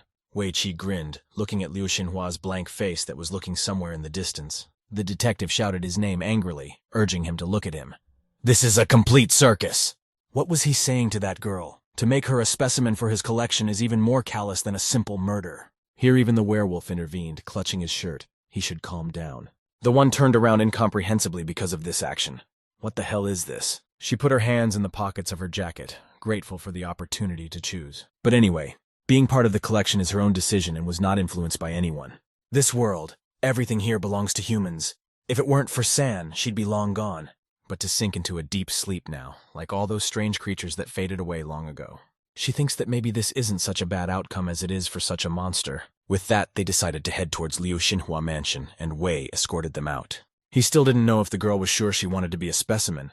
He would help in case of anything. But she thanked her and said she didn't need any help. She could handle it. And so, by the way, with a smile on her lips, the werewolf girl said that her name was Lin Shu. Wei Qi turned around to his scooter, waving his hand and bidding farewell to Ling Shu. Liu Xinhua asked with a smile. Would he not even stay to look at the samples? Except that the young man said he wouldn't stay and was about to add something else, but cut himself short. He hopes they never have to work again for such a cruel thing as taxidermy he will not understand. The werewolf girl chortled as soon as the kid pulled away from the house. Will Mr. Liu Xinhua never tell him the truth? He deserves it. But the man said that Wei Qi would come back many times. He doesn't belong to this world anymore. The girl's hometown was beautiful, especially in the fall when the yellow leaves were falling. It used to be a peaceful and beautiful, very small and cozy village where everyone knew everything about everyone else. Then, however, one unfortunate day when nothing portended trouble. She really doesn't know when exactly it started. Her brain could make things up and put exact dates on it. But the creepy smile on the faces of the residents just took on a frozen look for no good reason. Even her father had gotten weird as hell. It was like he'd been replaced by someone else. He loved knives very much and fiddled with them a lot without overemphasizing the girl. His teeth had changed. Or maybe it was all the creepy smile that never left his face. Once he even swung a knife at the girl, intending to do something terrible. And then he raised the axe as well, unbeknownst to him, intending to do to his daughter. But she was terribly frightened. Perhaps he really wanted to attack her. That was really scary. No, obviously he was trying to kill her, kill his daughter. How could he do such a thing? The girl ran with all her legs until she ran out onto the main street, but it was empty. All around, absolutely everywhere, lay silk cocoons, as if mutant spiders had walked through the city. The villagers were in them. All the villagers were lying in those cocoons of spider webs. And every one of them was dead. More than 100 or even 200 were in the cocoons already dead. And even then, when the girl found a body peeking out of one cocoon, the resident was smiling. Meanwhile, the sun was beating down on the city. It was a very hot day. Wei Qi was looking for some kitty cat under the cars. He knows for sure he's here. The young man pussed, already more aggressive than before, and later heard him being dialed. It was Yezi. Wei irritably picked up the phone and good words were immediately sprinkled in his ear. Miss Fang Ting was so satisfied that she was looking for him to pay extra. Was he really selling himself? Except the detective said he didn't need the money. Anyway, he's looking for a cat, so let him talk to someone else. Lowering his gaze under the bus, the young man found a ginger kitty there. He couldn't believe that he had found him so far away. Wei Qi almost died of fatigue searching for him. The kitty, meanwhile, relaxed in the man's arms, stretching out his paw. The detective knocked on Zhang's grandmother's apartment with the news that he had found Chun. Ta immediately opened the doors a few inches and showed half her face. The young man looked at Granny Zhang's figure, which looked very tired. Ta opened her mouth as if about to say something, but refrained from doing so. After which she simply held out her arms to the cat, happy to have him back. The one looked at her with his big green eyes and then meowed. As soon as the woman's hands got too close, the redhead started hissing and even hurt the woman. Wei Qi stared at Chun in his hands incomprehensibly. Just now he was being very obedient. The young man asked his grandmother if she was hurt, but she only reached out with her hand once more. She took her redhead by the scruff of the neck, taking the poor thing back to her apartment. The kitty was still meowing in the woman's arms, and the woman in turn was fearfully soothing him. Granny Zhang's last words were that she would raise her better. And after that, the doors closed, and Wei Qi couldn't help but pick up a strange odor from her apartment. A couple hours later, Wei Qi was already sitting in his office, leafing through some news. A girl came to him asking if he was a detective. He immediately asked her who she was looking for. A cat? A dog? A person? Except the girl's face was scared. She said she was looking for a monster that eats people. Such a statement simply made the blood in Wei Qi's veins turn cold, and her face faintly turned white. He made the girl some white tea and set it on the coffee table. They sat down on the sofa. The detective asked if she had seen all kinds of horror movies, but the girl begged her older brother to believe her. She wouldn't have believed it herself if she hadn't been convinced of everything herself. Then she put the picture of the cocoons in front of them. Her village was completely destroyed by monsters. The silhouette of a smiling man was visible in the picture. Seeing this, the detective shuddered slightly and asked, "What was this horror anyway?" This photo the girl took on the main street of her town. Everything was just awful. Even now a chill ran through her as soon as the memory of it popped into her mind. Hundreds of people were just lying dead in these cocoons, smiles on their faces. She managed to get out by some kind of miracle, and she was crying for help, really. Except the thing is, the police didn't even try to believe her. She was totally desperate, but suddenly someone gave me this business card. The girl reached into her pockets and pulled out a silver card with the guy's name on it. Wei Qi said that he already guessed what exactly happened. Could he ask a question? The young lady nodded uncertainly, and the one asked if the person who held out the card was a man with long hair and wearing a green suit.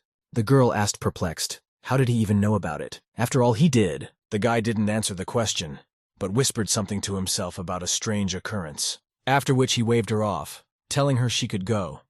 They didn't agree on the man's views, and he certainly couldn't handle it. The girl was about to stop him, but remembered that the man also had a message for Wei Qi. He said the monster will not stop and may take over other places and maybe even cities. A lot of people would die. Their village had a little over 300 people, but here the big cities have over 1 million inhabitants. Wei Qi first clenched the leaf in his hand and after that his teeth. He whispered something under his nose. He didn't know if he should really help the girl or leave her for someone else. But the next second he turned abruptly, saying that in that case he was taking over. The girl's parents loved each other very much in spite of everything. They lived in difficult circumstances, but my father still bought my mother her favorite wedding dress. It was mainly from farming that their income came from, but the father never allowed the mother to work in the land. But even so, the couple didn't escape unhappiness. It didn't last all that long. The girl's mother became seriously ill a couple years ago and went into the hospital. Her father cried a lot, and then she left them altogether, taking away all the bright memories. The girl then fell silent. Wei Qi shifted his gaze from the road to her, waiting. When there was no continuation, the man impatiently asked what was next from Xiao Yu. One day my father suddenly changed his character, became strange in some way. But he was beyond excited that day, saying something very strange. Kind of with a creepy smile, he said something about his mom coming back. Wei Qi stared at Xiao Yu in astonishment and asked, what did these words mean? Had the dead come back to life? Oh no, they must hurry and find her father. The girl was very frightened then, but they went back to the village.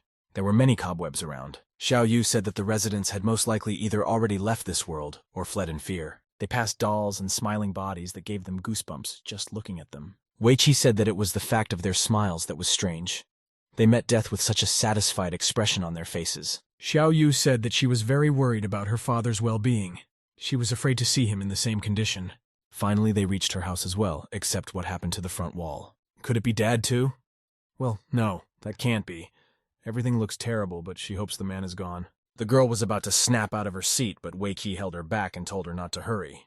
A strange path of cobwebs and nasty slime stretched to the window and doors. The roof of the house had these marks on it, too, pretty much like everywhere else in this village. The detective looked around at the whole thing without commenting in any way and looked down. He told Xiao Yu to look at the ground and knelt down to touch. The soil was wet, but the doorway was definitely dry, only dampness in some places. There could have been something here, and it's unknown if it was passing by or decided to stop by for tea. But judging by that nasty slime, the odds are very good that it's in there. The girl stared in horror at the front door of her house, which looked different just a couple days ago. She didn't know how to explain all the feelings that visited her in 1 second. She just snapped out of it, saying that her father was inside and she couldn't leave. Todd jerked open the doors while Wei Qi had already reacted and ran after her as well. Their gap was only for a second, but Xiao Yu stopped in the passage with the detective. What she had just seen was definitely the veil of her mom's wedding dress. They walked a little deeper into the house and saw her father standing with the woman. It looked beautiful if you didn't look down, for instead of legs it had an incomprehensible wet tail. The girl whispered to her father not to do anything, but he reached for the monster's lips himself. They kissed, and 4 tongues came out of the woman's mouth at once. The girl covered her mouth, but still a heartbreaking scream came out.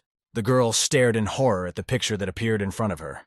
It looked disgusting! The monster's tongues wrapped around her father's face like octopus tentacles and left behind slime. The girl walked over to her father, pulled his hand and called out again. She wanted him to move away, except he didn't react in any way. His eyes were closed as if he was enjoying the moment with the monster. But no, it's a monster!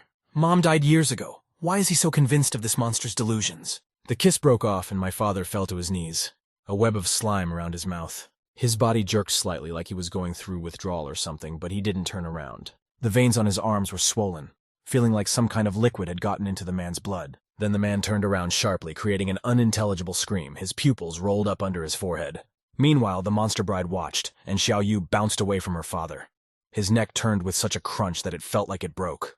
Even Wei Qi was startled by what he saw. His eyes widened with fright. The monster's hands were poured with blood and very swollen, completely webbed. The girl tried to shout to her father, saying that she was his daughter, but he only took up the axe. His skin turned green. It was like he was some kind of zombie. His eyes were bloodshot and looking in different directions. The man swung at Xiao Yu, but then Wei Qi reacted first, rushing towards her. The axe went straight through the detective's backpack, creating a small hole in it. He and the girl bounced closer to the wall as if it could save them. Wei Qi said that this man is no longer her father. He is a monster who can only kill. Xiao Yu would have wanted to object, but then the monster started growling. Something was about to happen. The woman or beast smiled slightly. It was hard to see under the veil. And after which she had 2 more arms, she turned into the likeness of a spider. Her red hands with huge black claws began to lengthen and reach forward. The monster chuckled slightly, as if the reaction of the people and the situation itself amused her greatly. The arms stretched out in such a way that it was hard to understand how the monster's body was even organized. The palms reached for the people's necks, intending to seize the posterior cerebral artery. Wei Qi immediately reacted, pushing Xiao Yu away and shouting for her to move aside herself as well. One of the monster's arms hit the wall, literally a few centimeters from the guy's head. Her other hand clawed at the same wall, only a couple meters away from the other near the girl's head. The detective immediately shouted out, asking if Xiao Yu was all right, but she was very shocked. She looked at her father and the likeness of her mother. The monster's hand dug into the back of the man's head. He started screaming loudly, so much so that his ears began to ring loudly. Two people were sitting on their knees near the wall while the monster was doing something to Xiao Yu's father. Wei Qi guessed that the monster must be feeding on his life force. Near the girl's ear, she heard strange sounds coming straight from her hand. The wrist of his hand started to get covered in some kind of blisters, as if it was getting burned. In the next second, the hands exploded, leaving behind strange clouds. There was a strange light in front. The girl was scared to death. The explosions began to happen as if firecrackers had been placed in a row like dominoes. But the hands didn't disappear. They crawled back like snakes. The monster could not be seen because of the blinding light. All that could be seen was his silhouette. And afterward, there was a scream just like Xiao Father's, after which it began to dissipate. Is this a victory? Is the monster dying? Then more light blinded them. Xiao rubbed her eyes with her hands, and Wei Qi stared ahead. A familiar silhouette appeared ahead. He'd said he'd warned me about this. However, still Wei dared to come to this dreadful one alone, bringing only a girl. Liu Xinhua didn't know whether to call the detective very brave or, on the contrary, the most genuine fool. Liu Xinhua stood with a flashlight in his hands, which had already stopped shining after a couple of seconds. He fixed his round glasses, disappointed that the monster had escaped after all. Wei Qi, on the other hand, no longer looked so frightened and was even happy about the man's appearance. But immediately he changed in his face again, saying that he could actually manage without him. Just what was that powerful light that was coming from him just now? It blinded them so much. The man pointed to his flashlight, saying it was a firefly. Quite a rare supernatural creature. Thoth emits a blinding light in those moments when he senses danger. Wei Qi thanked the firefly, but it didn't move at all. This was very strange. The detective asked why the one did not move at all, but Liu Xinhua only covered the one with a cloth. Xiao Yu, meanwhile, ran up to her father, asking him to wake up. He looked completely exhausted, but the taxidermist said it was useless. Unfortunately, his life energy had been absorbed by the monster, and the process is completely irreversible. There's nothing you can do to her father. Wei Qi walked over to the girl who was holding her dad's body on her lap. He said that he was very sorry, but Xiao Yu said that he had already done a lot. For example, saving her life. Except she wants him to grant her wish and kill that monster. She began to sob, but kept talking about how she didn't want his father's death or the people in the village to be in vain. Hearing this, the detective's hand clenched into a fist and his facial features sharpened with anger. The one assured that he would definitely find the monster and avenge all 300+ people. It was very painful to see the tears of a girl who had just lost her mother and now she had lost her father. But he returned to his home to make a detailed plan to find the monster. The young man's backpack contained a disgusting object the size of a baby. Wei Qi shrieked, not realizing what this nasty thing was. Liu Xinhua said that it was a corpse cocoon. The young man didn't know what he was talking about. The term was not familiar to him at all. The man explained that it doesn't really have an exact name. No one knows it. But one day his former investigative team was walking through a tunnel. They called it something a corpse cocoon. They feed on humans and occasionally appear on the ground as well. Now it's their duty to find his next victim before things turn bad. Wei Qi was curious. How did this monster manage to make the victims willingly go to their deaths? Except Liu Xinhua doesn't know. Only the manifestation of the corpse cocoon is accompanied by a terrible stench. Wei looked down thoughtfully, and the man asked if he remembered a similar thing. The detective said that there was definitely somewhere like this, and they now needed to pay a visit there. They walked into a beautiful house, except the entryway was full of all kinds of trash. It was strange because there were always a lot of people here, and it looked a lot cleaner a couple days ago. And it stinks everywhere, even in the elevator. There's something fishy going on here, of course, unless you count the elevator. Riding in the elevator, they were already preparing for the worst possible outcome. Eventually, once those arrived on the floor, they saw a lot of cobwebs and slime. One of the doors even had a breakfast or lunch left by the delivery man hanging on it. There was a strong stench coming from that one, and everything inside had long since gone moldy, and the food was eaten not by people but by worms. It looks like the residents of the building and all these apartments have been out of the house for quite some time. Liu Xinhua reminded him that they needed to find the very same grandmother Zhang. Her apartment was at the end of the hallway and they knocked politely. No one ever answered. That's why the detective had to take his lockpicks and pick the lock. Finally opening the doors, Wei Qi was simply shocked by what he saw. Everything was so murdered. But going a little deeper, he whispered under his breath that they were late again. There was a lot of cobwebs and stuff lying around that was disgusting, except that the scariest thing was waiting not below, but above under the ceiling. Grandma Zhang was hanging together with the cocoons, holding the photograph in her fingers. Grandma Zhang was pulled out of the web and placed on a chair. It is not known whether she was alive or not. Wei Qi shifted his sharp gaze down to the thing in the old woman's hands. He was serious. The one carefully took it away. It seemed to have Zhang herself and her daughter, who died early on it. He had heard that she had died many years ago, and all this time the woman had lived alone. Except the problem is that the house is full of traces of several people's lives. But there's no use looking for anything now. You can see there's no one else here. But Liu Xinhua has a bad feeling about what might be happening outside. They walked out into the entryway. Wei Qi asked incomprehensibly, "What's going on with the taxidermist?" Suddenly some creatures, or rather their hands, began to come out of the apartments. The detective finally realized that most likely everyone else in the house had been killed too. Suddenly Liu Xinhua shouted that they should run forward as fast as possible. They took off abruptly and ran past the doors, flying off their hinges. Almost all the people inside had become puppets of that monster, just like Xiao Yu's father. They kicked in the doors and pulled their blood-filled fingers outside as if they could feel them. When they went outside, Wei Qi said that this is not right. Why is he running too? Couldn't Liu Xinhua use the firefly again and scare them away? But to receive in return that the firefly was dead was the last thing Wei Qi expected. The boy noticed that it was past midnight. Had they been in that house so long? Liu Xinhua said that last time was the last time for that firefly. He'd used the last of his life force, and now they'd better get the hell away from home. Best not to waste time on humanoid pupae right now.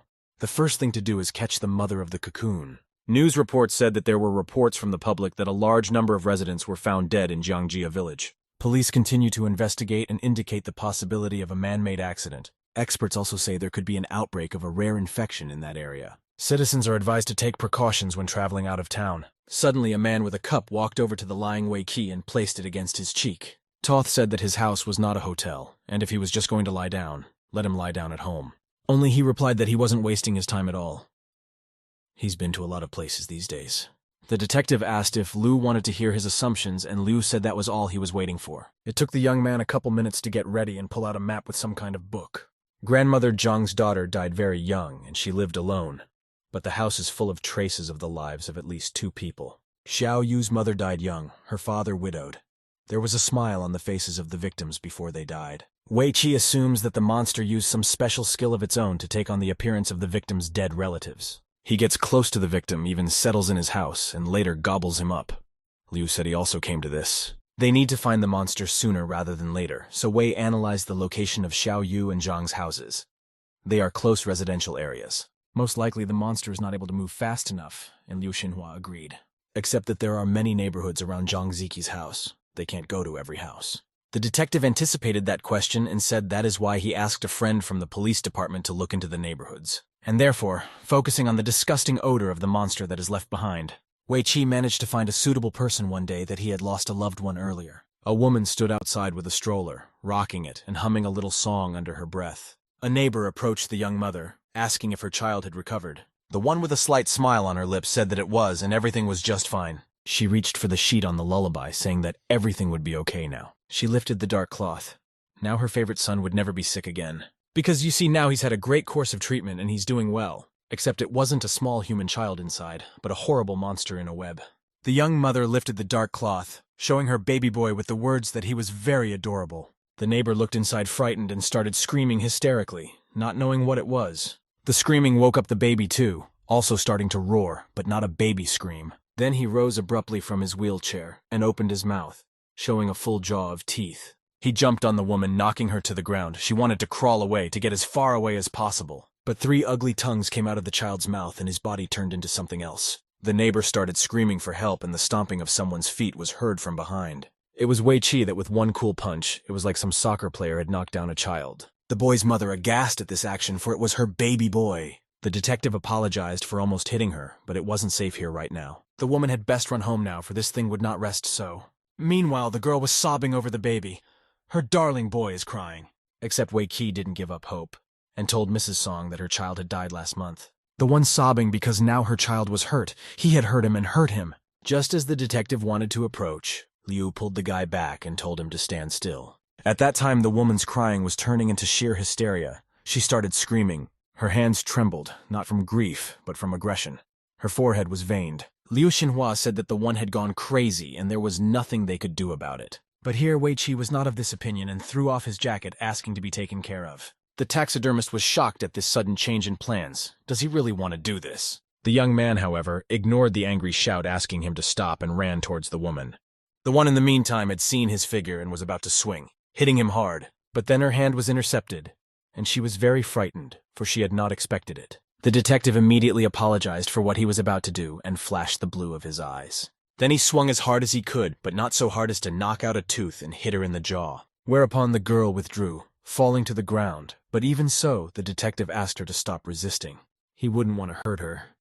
Guy watched her crawl away. Suddenly on the other side, the baby also started crawling forward in a different direction. Liu Xinhua noticed this and abruptly turned his head. Oh no, that thing is crawling away. Apparently the victim just wanted to distract them both from her imaginary child. As soon as she heard that, she jumped to the critter and crouched down on one knee.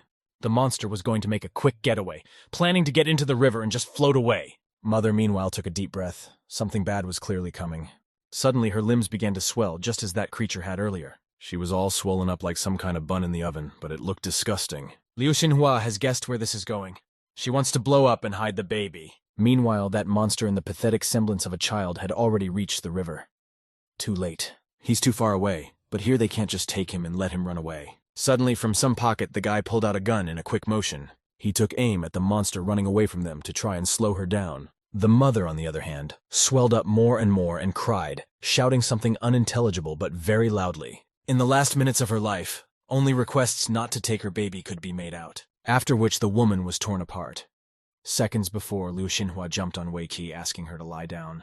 A spiderweb sprang up, taking over completely the entire island near the river. The body had ruptured so that blood was minimal, but the nasty slime from that monster was maxed out. When the guys finally stood up, Liu asked, "Did Wei really let the child's likeness leave?" He assured me that the creature couldn't get far because the gun wasn't real. It has special bullets that fire tracking sensors instead of gunpowder cartridges. Wei Qi and the taxidermist stopped near a strange statue that was covered in cobwebs. There was also a viscous slime near her that only remained after that monster. The sensor stopped.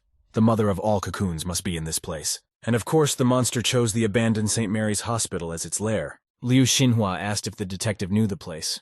It turned out that there used to be a hospice here. The man grabbed the gate, opening it. In other words, this is a very violent place. It's where the critically ill were left to lie and wait for death. No wonder it became a breeding ground for monsters. Wei Qi asked incomprehensibly, "What do you mean by a breeding ground?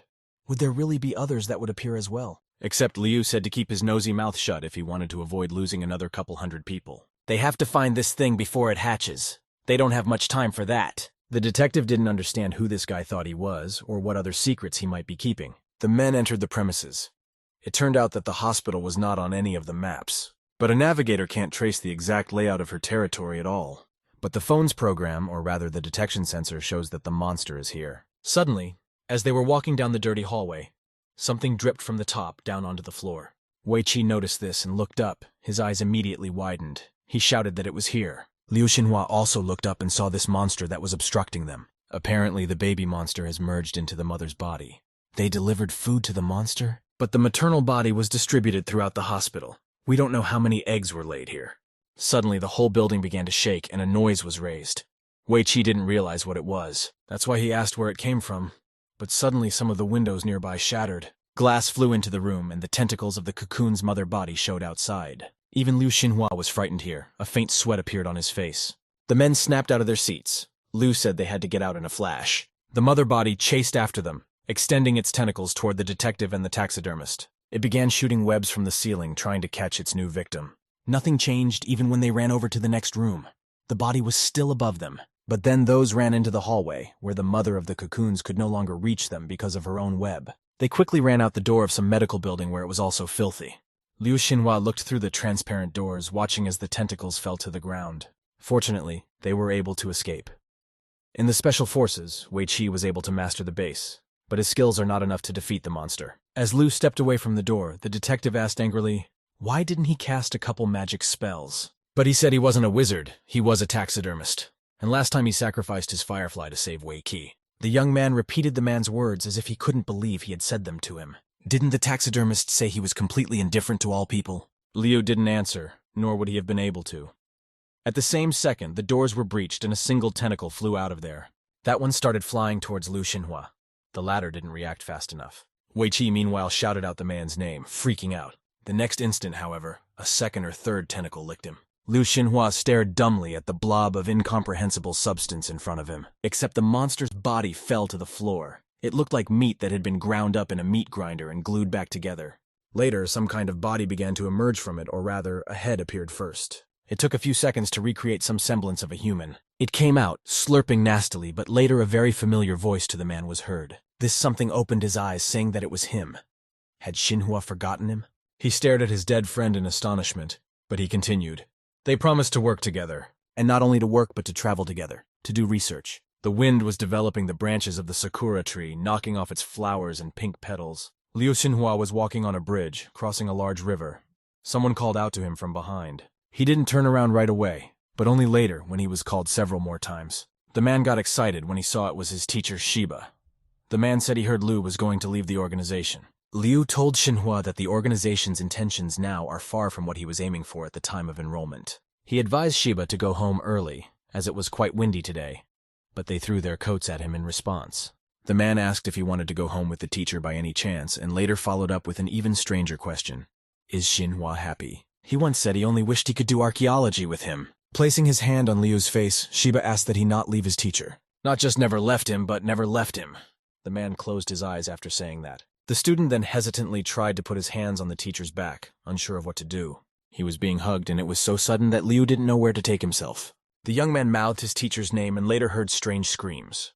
Someone was calling him, a voice breaking through the illusion. The monster was hugging him now, punching 2 holes in the man. Someone went on and on and on screaming, went on and on calling his name.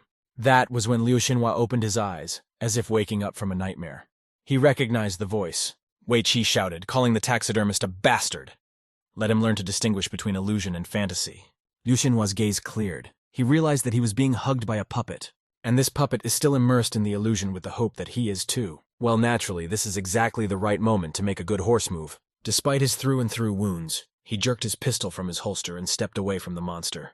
The man stared at him, perplexed, but the muzzle of the gun stared back at him.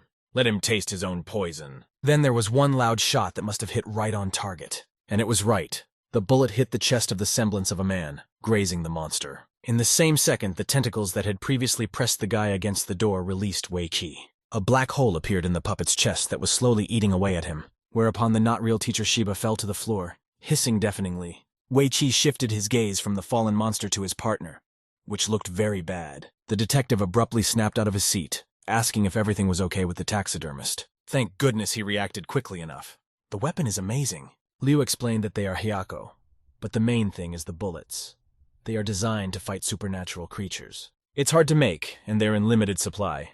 The corpse cocoon is extremely good at creating doppelgangers. Hyako should only be used as a last resort when completely sure. Wei Qi had already relaxed, saying that in any case, this monster had finally died. Suddenly, right after saying those words, Liu Xinhua fell to the floor. Thank heavens that Wei was quicker to react. He grabbed the man by the shoulders, asking what had happened so suddenly. He then probed the taxidermist's torso. The wound was very serious indeed. Liu was out. We don't know how bad his condition is, but he seems to be doing well. But what illusion had he just seen? Did the man also have someone he was grieving for? After these thoughts, he dragged the wounded man to the entrance, and a great rumbling went through the hospital. Liu Xinhua barely opened his eyes and said that most likely that person killed was a clone. The real maternal body still envelops this hospital. It will have to be found. Next, the taxidermist stood up, trying to walk a few meters. Wei Qi immediately suggested resting, for the man had through holes in him. Except he refused, saying they're not allowed.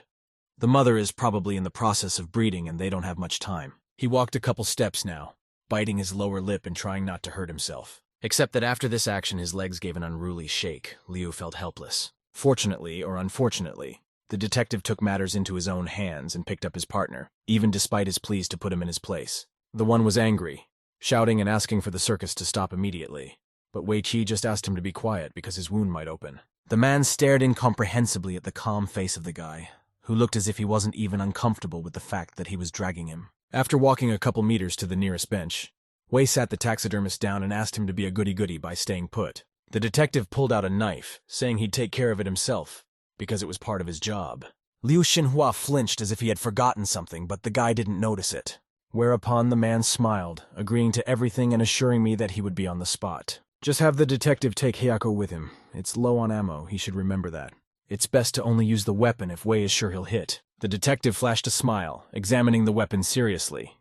Liu, on the other hand, should stay here. It's more or less a safe place. Wetzi shoved the gun into his pocket, turning his back abruptly to the taxidermist. As soon as he stepped back, the man decided to remind him that they actually had a deal. And the arrangement says that Wei Qi's body belongs to him. The taxidermist doesn't want anything important to him to get hurt. Wei Qi kept walking and walking forward. White rose petals appeared in front of him, which gradually fell off. What was surprising was that the strange noise that was somewhere just disappeared. At last he reached some broken doors. Time had not spared them, nor had it spared everything in the hospital. The horrible sound came from there again, but many times louder. It was hysterical. Turns out the room was an operating room. Even after all these years, the inscriptions are still there. The guy walked a couple of meters, skirting a bush with white roses and not realizing what horror he was seeing. From far away, it looked like just a piece of incomprehensible red-infused meat. But once inside, everything fell into place.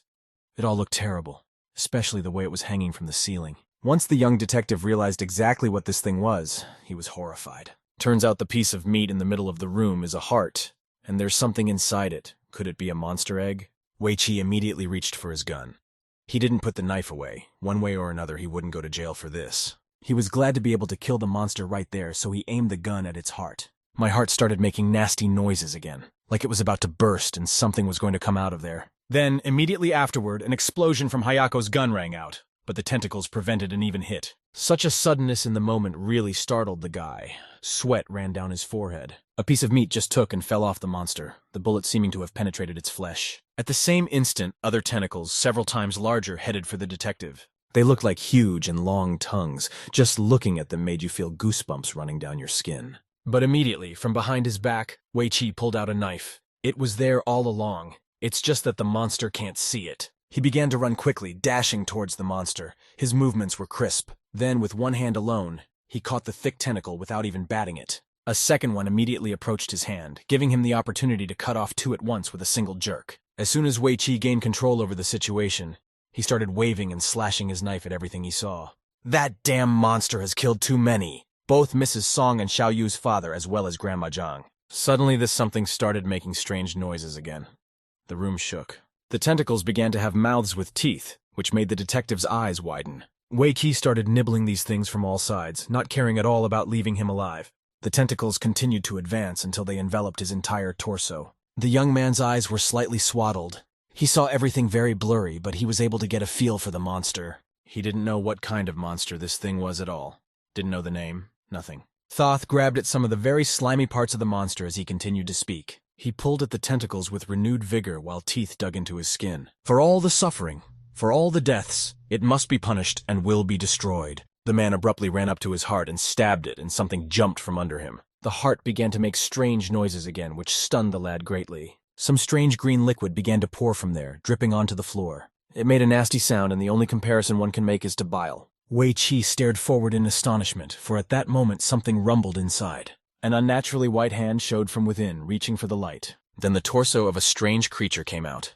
It had strange wings and was all white. The human-like body was also in that green slurry, and the eyes were the same color. First, the strange creature sighed for air, as if it hadn't done so in a very long time. After that, the completely white man fell to the floor as if the air had poisoned him. The body fell to the floor with a clatter, and then Wei Qi incomprehensibly looked down at the one from above. What is it? Is it possible that something that hatched from a corpse cocoon is an angel? The angel or semblance to it had long white hair. It resembled a white rose, but more colorless. Lingering her gaze on the angel's eyelashes must have been a mistake, for it opened its eyes. Wei Qi then shockingly stepped farther away, surprised at the fact that he was alive. Angel rose slightly to his knees, and after that began to crawl towards the detective. Such an action caused the guy to flinch backwards in surprise. He hooked himself over a branch from some bush and fell, and the creature drew closer. A white, seemingly lifeless hand, devoid of blood or anything else, reached for him. There was a look of delight in the angel's nuclear green eyes. He was smiling, and it felt like he really liked something. The one touched Wei Qi's face with his hand, and the latter suddenly realized that he couldn't move. But the angel kept saying how strong and brave he was, like a knight. He was so fascinated that he clung tightly to the detective as if he might die without him. Why doesn't the young detective go on a long journey with him? They could be together. He would become his warrior, and the two of them would kill endlessly. These words didn't make Wei Qi recoil. He simply couldn't even move a finger, but he pulled his hands towards the creature. Except what is this strange feeling of happiness that overwhelms him? It was some kind of overpowering magic. Apparently that was the monster's power. Wei Qi whispered words about how much of a beautiful creature the angel was. The detective's hand rested on the monster's cheek, licking his blood on his thumb. Suddenly the boy's hands reached for his pocket. He said that creation is as much beautiful as it is cruel. In one sharp motion, Hyako's gun was inserted into the pseudo-angel's mouth. Then a loud gunshot rang out, causing the monster to flinch and fall. Wei Qi said goodbye to the monster, saying one last time that he wasn't an angel at all. He's a cruel demon, and there's no real happiness in the sweet dreams he promises. Meanwhile, Liu Xinhua didn't move, continuing to sit there as well. He seemed to hear a gunshot, and at first it made him scared. But later he remembered that only Wei Qi had the gun. It was already deep into the night, and the silence was not disturbed by anything but a faint wind.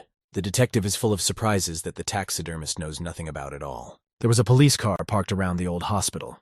Everything was foggy. Ye was angry after all. It was Wei Qi who had called her with the words that there was a big deal here. And he called her into the clinic in the middle of the night. What's going on here? There's a strange odor. From behind, someone shouted to the girl that there were some bad rumors about this place, and it was better to be careful. From behind, even farther away, came an incomprehensible stomping, obviously of someone exactly unfamiliar to them. The twosome had plague doctor masks and black cloaks that covered their heads. A couple of police officers in suits turned around at the sound, not realizing who it was. At the same second, one of them pulled out a gun, aiming it at law enforcement. The men didn't react fast enough. The first one was shot. Ye was shocked by what had just happened.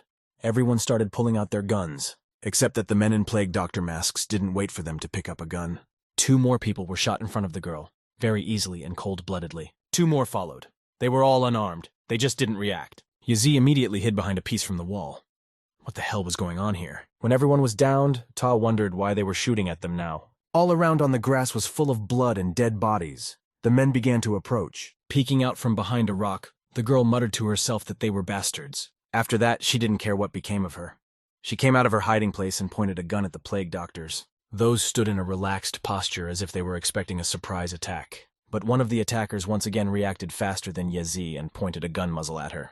In the next millisecond, a single round had already flown into her shoulder and caught her by surprise. The girl's eyes widened as if she had seen something supernatural. Blood spurted. The last thing that caught her eye was the shining moon. Then everything went blurry, as if pepper spray had been sprayed into my eyes. Some time later, the men complained to the operating room, a heart in front of them, a green slurry oozing out of it. Both of them thought it was strange. How could an angel test subject just disappear? One of the guys reached for his mask to take it off and finally breathed normally. He said the angel should not have hatched before the proper time. The egg was destroyed from the outside. The other one took off his mask too, sarcastically saying how adorable it was. Now they can't get back to the office, and they're in the shit. Obviously it couldn't be police officers. They looked like they had just arrived. Someone must have found the test subject and called them to look into it. One of the men saw ashes underfoot and most likely quite fresh. The ingredients are very specific. Suddenly the man with the eye patch changed his face, saying that it was Hyako. The other guy acted surprised. Had they almost crossed paths with their colleagues? Then the blonde man also changed in his face, saying that such a thing was to be expected. It was all very interesting. Both plague doctors were in anticipation of the fun. The room was strewn with garbage and papers. The garbage can was overturned, and the smell was disgusting. 2. The girl was eating an unidentified burger, doing so as if it would be taken away at any second. She slobbered all over her bed with leftovers from her previous meal. There were spit marks on her fingers and crumbs all over her mouth. She acted like she hadn't eaten in weeks. Peeling back her fingers, she looked at her chubby belly, asking if he was full. Right after that, there was a knock on Jia Xuan's room asking her to open the door. Who was she talking to? Suddenly something, obviously not her, spoke inside her. It asked her not to open it because she was still hungry. The man and woman on the other side of the door turned over, and the first one yelled, telling them to get out and not to sit in the room. Her mother cried, saying she had always had a good girl. Was she really being bullied at school? Immediately following this remark, a loud, hysterical, childish scream followed from the room.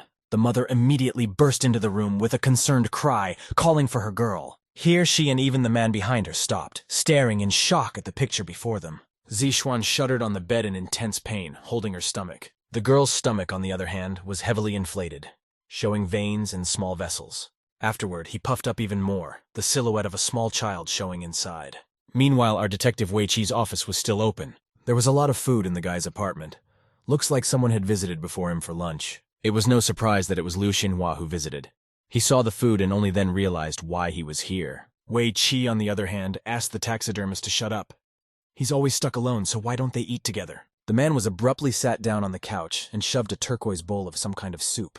The detective boasts that he's a master at making roasts, except not everyone can appreciate that talent. Liu Xinhua, on the other hand, only smiled at such a thing.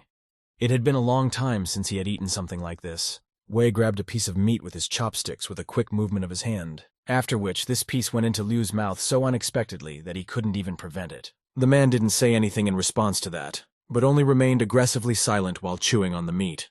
As the doors to the office opened, the taxidermist shouted angrily not to put anything in his mouth. Two figures came inside, a man and a woman.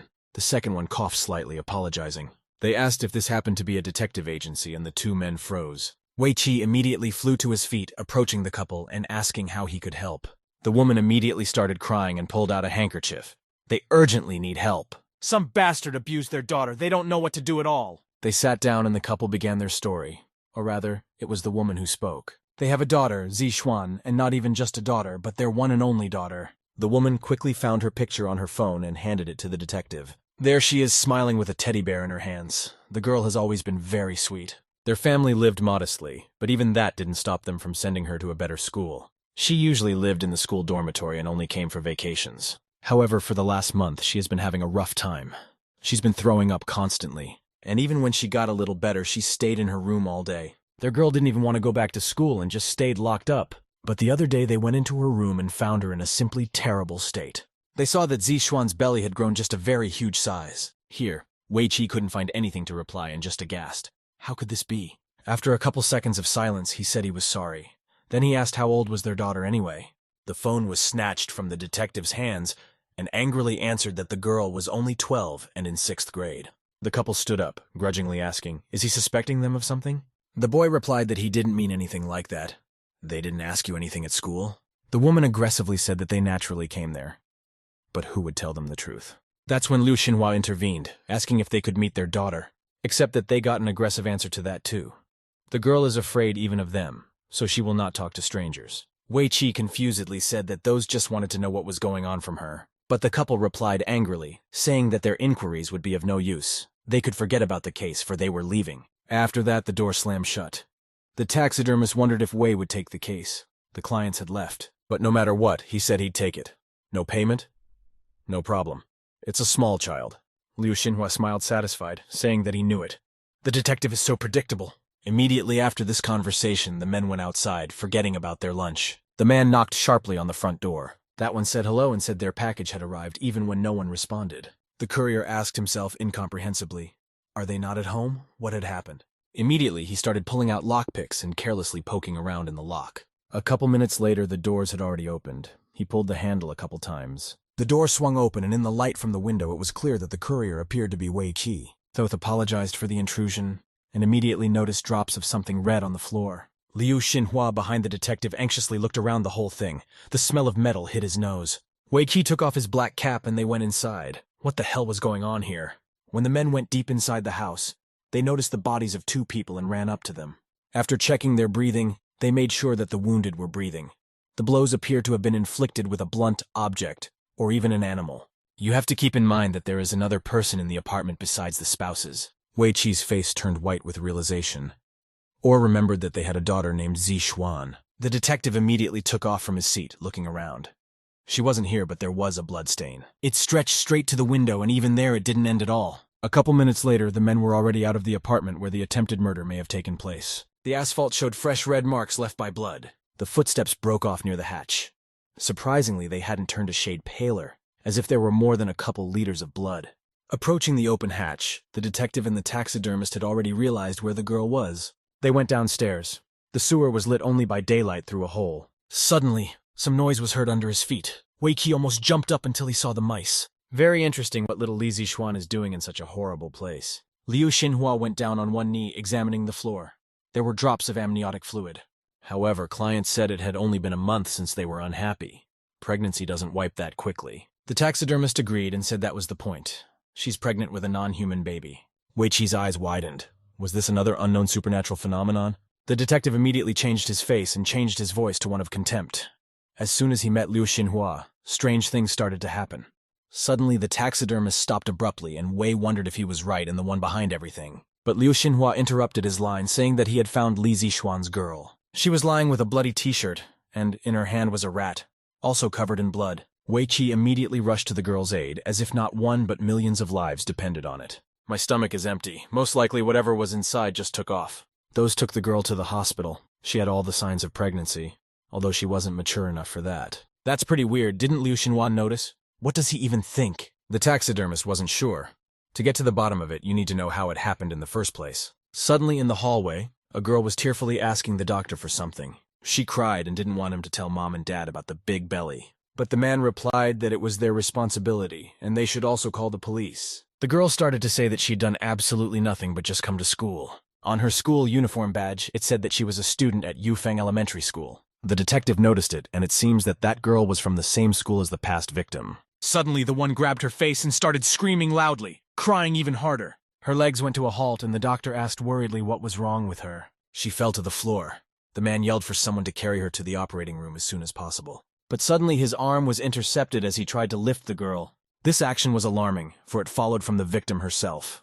The girl's eyes were as big as little tangerines. She said the monster was coming out. In the operating room, the sick girl's pulse was straining to report. The nurse could not reach the parents of the patient, and they were unable to find out about their daughter. But the doctor told the woman to forget about it and start a quick C-section. As soon as it started, his eyes widened with fright. He'd never seen anything like it. She's not pregnant at all.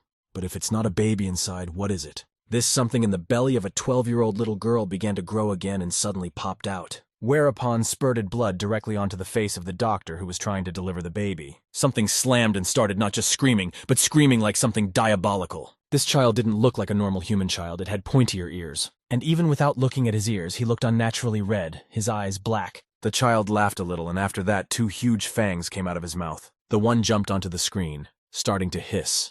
Its body looked like the body of a beetle. At the same second, 2 men from the Weiqi detective agency burst into the room. The young man reacted lightning fast, grabbing a scalpel from the iron tray, after which he quickly took aim and threw it straight at the monster. The blade hit its target, and the monster hissed deafeningly again. Wyatt started to unnaturally shift and looked at Weiqi with its black eyes. The red something broke through the window with its paws, running as fast as it could outside. Weiqi and Liu quickly ran up to the doctor and nurse, asking if everything was okay. They were very frightened, but thanked their saviors. Unfortunately, the monster ran away. Just then, Liu Xinhua turned his attention to the little girl that the monster came out of. She has no signs of life. Weiqi covered his eyes in sorrow for her. She was just an innocent child of nothing. Eventually, a police car pulled up to the hospital. A girl came out from there, and Weiqi hesitantly walked closer, calling out to her. Yezi was injured, and her arm was bandaged and obviously broken. The young man approached the girl and said that she should have been resting instead of serving. But the woman snapped back, saying it was because he was the one who called the police. Okay, now let him tell her what's even going on and why he called her. Weiqi told and added that he himself didn't believe in the supernatural before, but he's not making it up. The girl lit a cigarette, saying that she actually believed his words to be true. Then the man stared at her incomprehensibly, as if she had said something stupid. This has something to do with that attack on the police, doesn't it? She never told me what happened. Yezai took a puff and said that the killers were men wearing plague doctor masks. They were strange and very dangerous, possibly connected to some mysterious gang. The incident resulted in the deaths of almost her entire crew with no one left. Weiqi said that now he should look for a clue at Yufeng Elementary School. Soon he will go to investigate the area. That's where Yezi said there was one incident of poisoned food about a month or so ago. Then the detective realized how it might be connected. The girl didn't realize right away. Weiqi apologized for having to drag her into this. He shouldn't have. Her teammates herself. They'd been through a lot, and some hadn't even survived. The girl looked at him with round eyes and later closed them and smiled, telling him not to worry. It is their duty to investigate cases and keep the citizenry safe. And it's certainly not for him, a worthless detective like him, to feel sorry for her. Before Wei leaves, Yezi says that those men seem to be collecting unnatural creatures. So let him and his friends be careful, and if they see someone wearing a mask with a beak, have them call the police. Taking a couple steps away from the bench where they were talking, Weiqi said that he understood everything. Then he fell silent, as if trying to formulate his thought. In fact, as it turned out, the detective wanted to meet them very badly. After a while, Weiqi went to Yufeng Elementary School. He was escorted out by a pleasant receptionist, telling the director that Wei would like to see him. Wei Qi came in saying he was hired by the parents of a female student and wanted to know about the poisoning last month. The director said there was no poisoning and the incident was a hoax. Except the detective said that 2 of the female students at the school went through unimaginable things. The principal began to crunch his fingers then, when the man once again insisted on clarifying this matter. Thoth smiled nastily and told the man no, not wanting to deal with him. And also the principal will ask Wei Qi to leave the training facility immediately. The man stared for a long minute at the one sitting in front of him on the comfortable chair. Then he turned abruptly, leaving a small streak on the linoleum. The principal that had yellowish-white hair stared at Wei Qi's back, waiting. Except the man didn't leave, but only asked to ask one final question. He heard he's one of the youngest directors here. So when exactly did he take over? The principal took off his glasses, saying that he and his assistant came to this school just a little over a month ago. The blond man's gaze hardened after discovering such information. A nasty smile visited the man's lips, and he leaned back in his chair nonchalantly. Toward the end, he asked to leave, hoping that this was the end of the interrogation from Mr. Detective. Liu Xinhua changed from his casual clothes into a work robe. He also tied his hair in a bundle so it wouldn't interfere with his work. I had to put on round glasses that didn't really fit his face shape to work. He moved closer to the microscope, trying to adjust it so that it would show everything he needed. However, he was suddenly dialed by Wei Qi just exactly a couple minutes after he finished. He was interested in how the investigation was progressing, and the taxidermist told him that he recognized the specimens of a monster called the baby beetle. They lay their eggs in spoiled food, and that's how it gets into the human body. Those dwell in the small intestine and can grow safely within it, but having reached the stage of nymphs leave the body, and later develop into adults. Wei Qi shouted into the phone, "What do you mean, adult beetles? What kind of beetles are they anyway?" Xinhua Liu said the adult beetles grow into a copy of their human hosts and go on to live in their place. Wei Qi said, figuring out where the school even got these baby beetles from. Liu asked if there was any progress, and Wei told him that he suspected deliberately putting those eggs in the food. He still doesn't have any answers, but he has met some strange people. Most likely those are related to the bird masks Yezi mentioned. As soon as Liu Xinhua heard about the bird masks, he even jumped up from his chair. He asked if everything was okay, and where Wei Qi was now. It turned out that he was not far from the school, and wanted to sneak into the school cafeteria at night. The taxidermist ordered him to leave now, but the detective was too stubborn. He'd been there most of the day and wouldn't leave until he knew the truth. Before entering the room, Wei asked, "Why was Liu so worried all of a sudden?" The detective waited for all the students to go home for quite some time because it was already dusk. No one answered the question. As it turned out, communication was completely lost and it was unknown what had happened. Then, as suddenly as possible, the kitchen door swung open.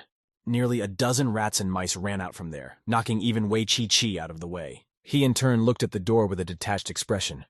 What the hell was going on in there? The detective stepped closer, ignoring the sheer danger of the place. The room was strange. The door said the room was a kitchen, but there was some commotion inside. Stepping inside before Wei Qi's eyes, a horrible picture appeared in front of her eyes, which was very frightening. There were about 3 baby bugs inside, sitting around eating garbage and making hissing noises. One of the babies found the man and chewed some cup in its teeth. A trio of small beetles that were exactly the size of an infant started advancing towards Wei Qi. He immediately, almost lightning fast, slammed the door shut, creating a commotion. When the bugs started trying to get out, banging on the doors the detective was holding, he started dialing someone's number. A very familiar click was heard at the other end of the hallway. The cell phone in the man's hands was torn apart lightning fast, throwing the shards in different directions. Immediately, Wei Qi's eyes widened as soon as he saw his unwanted guests. It was the same director and assistant. The blond man said, "What a coincidence, they met again." The man clenched his teeth, muttering that they must have been the ones behind all those brutal murders. But those didn't reply, and Wei Qi continued, saying that they were the ones who released the baby beetles. Nothing was answered except the squeak of a gun trigger and the muzzle pointed at him. As soon as the young man heard this, he was immediately wary, not knowing what the hell was going on. Then only reflexes were responsible for it. It was hit or run. Wei Qi hid behind an incomprehensible tank of bullets that hit it and gave a strong recoil. Just then the blonde told his partner to stop shooting. He'd had enough. After all, who knows, it might accidentally hit him right in the chest. That one walked a couple steps forward saying, "Molly, oh yeah, for Wei Qi. He has something for Wei Qi." The man walked even farther away, looking directly at the spot the detective had hidden behind.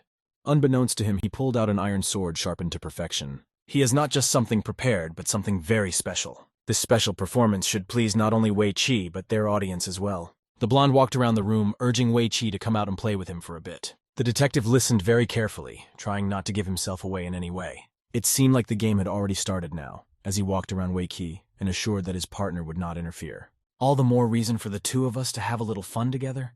Hide and seek is not a good idea. But really, he's so excited right now, he might go a little overboard. Wei Qi tried to assess his chances of winning, but they have a gun.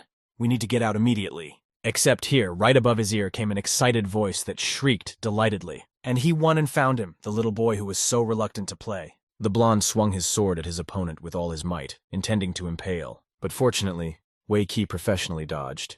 It was definitely not the first or last time he would do this. While the man remained on the tank, bewildered at being run from, Wei tried to move faster. That's when the guy jumped to the floor as well, moving to follow, trailing a couple steps behind. There was a huge and wide smile on the blonde man's face. He felt the pleasure of the cat-and-mouse game. Noticing just how fast this cat had caught up to him, Wei couldn't help but notice its speed. Far the blade passed within a couple of centimeters of the detective's skin, and he dodged at the end. His body wasn't tired, except that it was difficult to fight against such a strong opponent. The blade pierced the wall, leaving a dent in it not only from the iron but also from his hand. Pulling the blade from the wall, the blonde was no longer as cheerful as he had been in the first few minutes of their game. He decided to ask his little brother something, still keeping his smile, but losing that former enthusiasm. Wei Qi was wary as he listened to what he was about to be told. It was unpredictable. He tore toward the exit, and the principal asked how much longer he was going to run. Then with a frantic grin, he tore after it, once again taking advantage of his speed. But then the detective made an unexpected move, jumping abruptly onto some kind of table. Then he turned around abruptly, doing some action in parallel with his clothes. Wei Qi was wearing a robe before, which he had safely decided to take off and use. Such a move really surprised the blonde man and made him slightly dumbfounded, pausing for a second. The robe shirt was thrown right in his face to limit visibility. Then Wei Qi, taking advantage of such a great opportunity, swung sharply and quickly. The blow went straight through the blonde man's face, which caused even more surprise. Even the principal's assistant principal partner was shocked that he was losing. The detective then swung his foot, trying to dislodge the blade from his hands and hitting his left shoulder, followed by another very swinging fist. Wei Qi had gotten the hang of it and completely forgot about caution. The arm started flying in the same direction as the last one, with the same speed and force. But suddenly something made the detective hesitate. It was the kind of piercing and intense pain that is hard to fight against. The young man's fist was pierced not only by pain, but also by a sword with a very well-sharpened blade. The principal smiled that same crazy smile and mumbled with pleasure. He's finally caught, but now this time the brother can't escape him. The blonde looked at Wei Qi with his eyes as dark as night or black coffee. Right now, one stabbed palm is not enough. After saying that, the blade was pulled out. The man shouted that he would not only break not only one arm, but also his legs just in case. After saying those words, one of Wei Qi's shins was pierced by the blade in an instant. The detective cried out in pain. His sore leg went limp and he tried to stay afloat. However, one attempt made it hurt so badly that his legs couldn't take it and fell to his knees. It didn't take long for the three of them to get to school, for it still wasn't that dark. Wei Qi's hand was bleeding. It was just pierced through, but not that badly. His left leg, as well as the same left arm, was impaled and bleeding. The detective tried to somehow downplay this pain in his arm and blew on it as if that would help. Meanwhile, the headmaster, or who knows who the man even was, looked down at the man. He said enthusiastically that it was now his turn to ask questions. Her pupils almost shrank in size as the blonde man's voice changed to a rougher one and he began. After a while, the blonde man smiled, saying what a tough nut Wei Qi was. Except just let him turn in his accomplices and he guarantees him a quick death. The man then walked over to the detective and lifted his head, looking straight into the depths of his eyes. The blonde likes his blue eyes, like his eyes a hell of a lot. That defiant look, and yet so tired, it's very mesmerizing. So let him now give an honest account of the whereabouts of his accomplices. In that case, he will grant a death without fear or pain, but a quick and easy one. But Wei Qi only said that he was in pain. It was as if the blonde man was taking pleasure in knowing this. He finally realized how painful it all was. The boy was again demanded to speak, and he barely audibly mumbled something. He was again demanded to speak. Wei Qi assured him that he would say everything now, and was pulled close to his ear. The detective hissed with relish for the man to go to hell.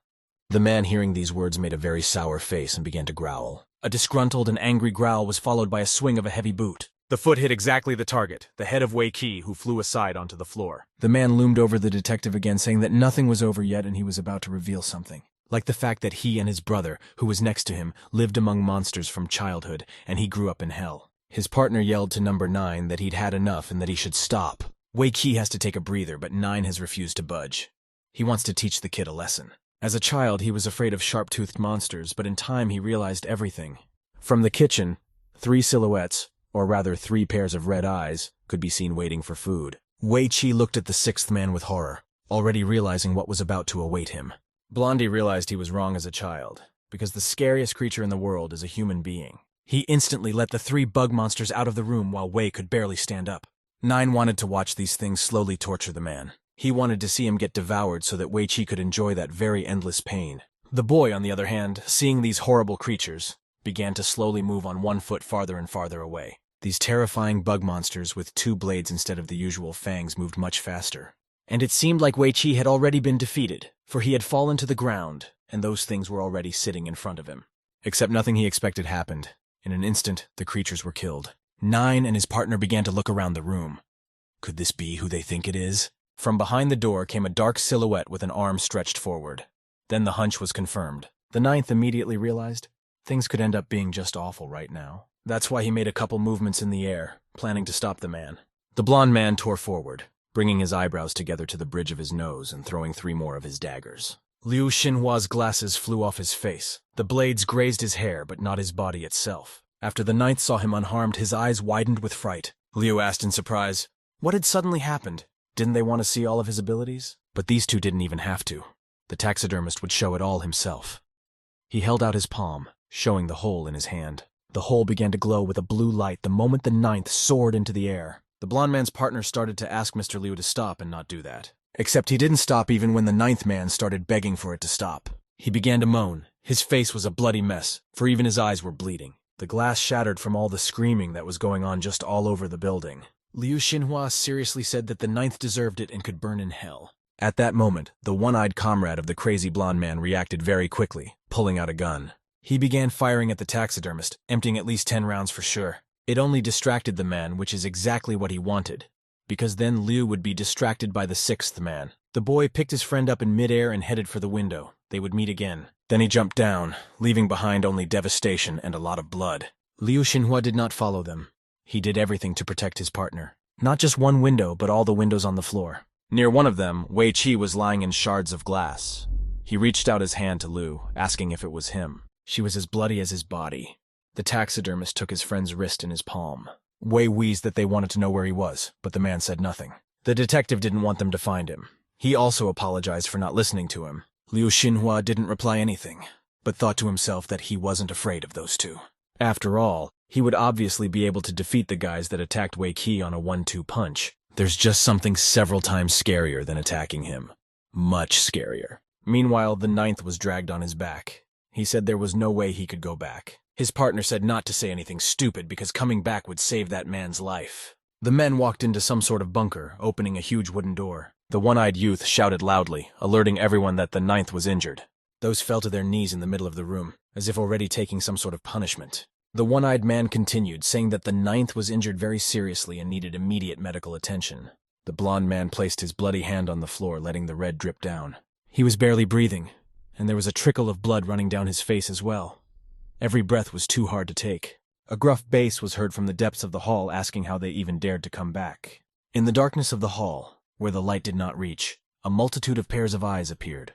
2 of the boys endured these looks. Most of them expressed only contempt or disgust. The one-eyed man told everyone that he was willing to take all their punishments by himself alone. The only thing he wants them to do is save the 9th man. They were immediately surrounded by a crowd of masked men. Meanwhile, Wei Qi gradually opened his eyes. Right now, that blue didn't look as bright as before. There were strange jars of plants spread around, absolutely all over the room. The detective woke up in a nice bed, not on the floor of the school.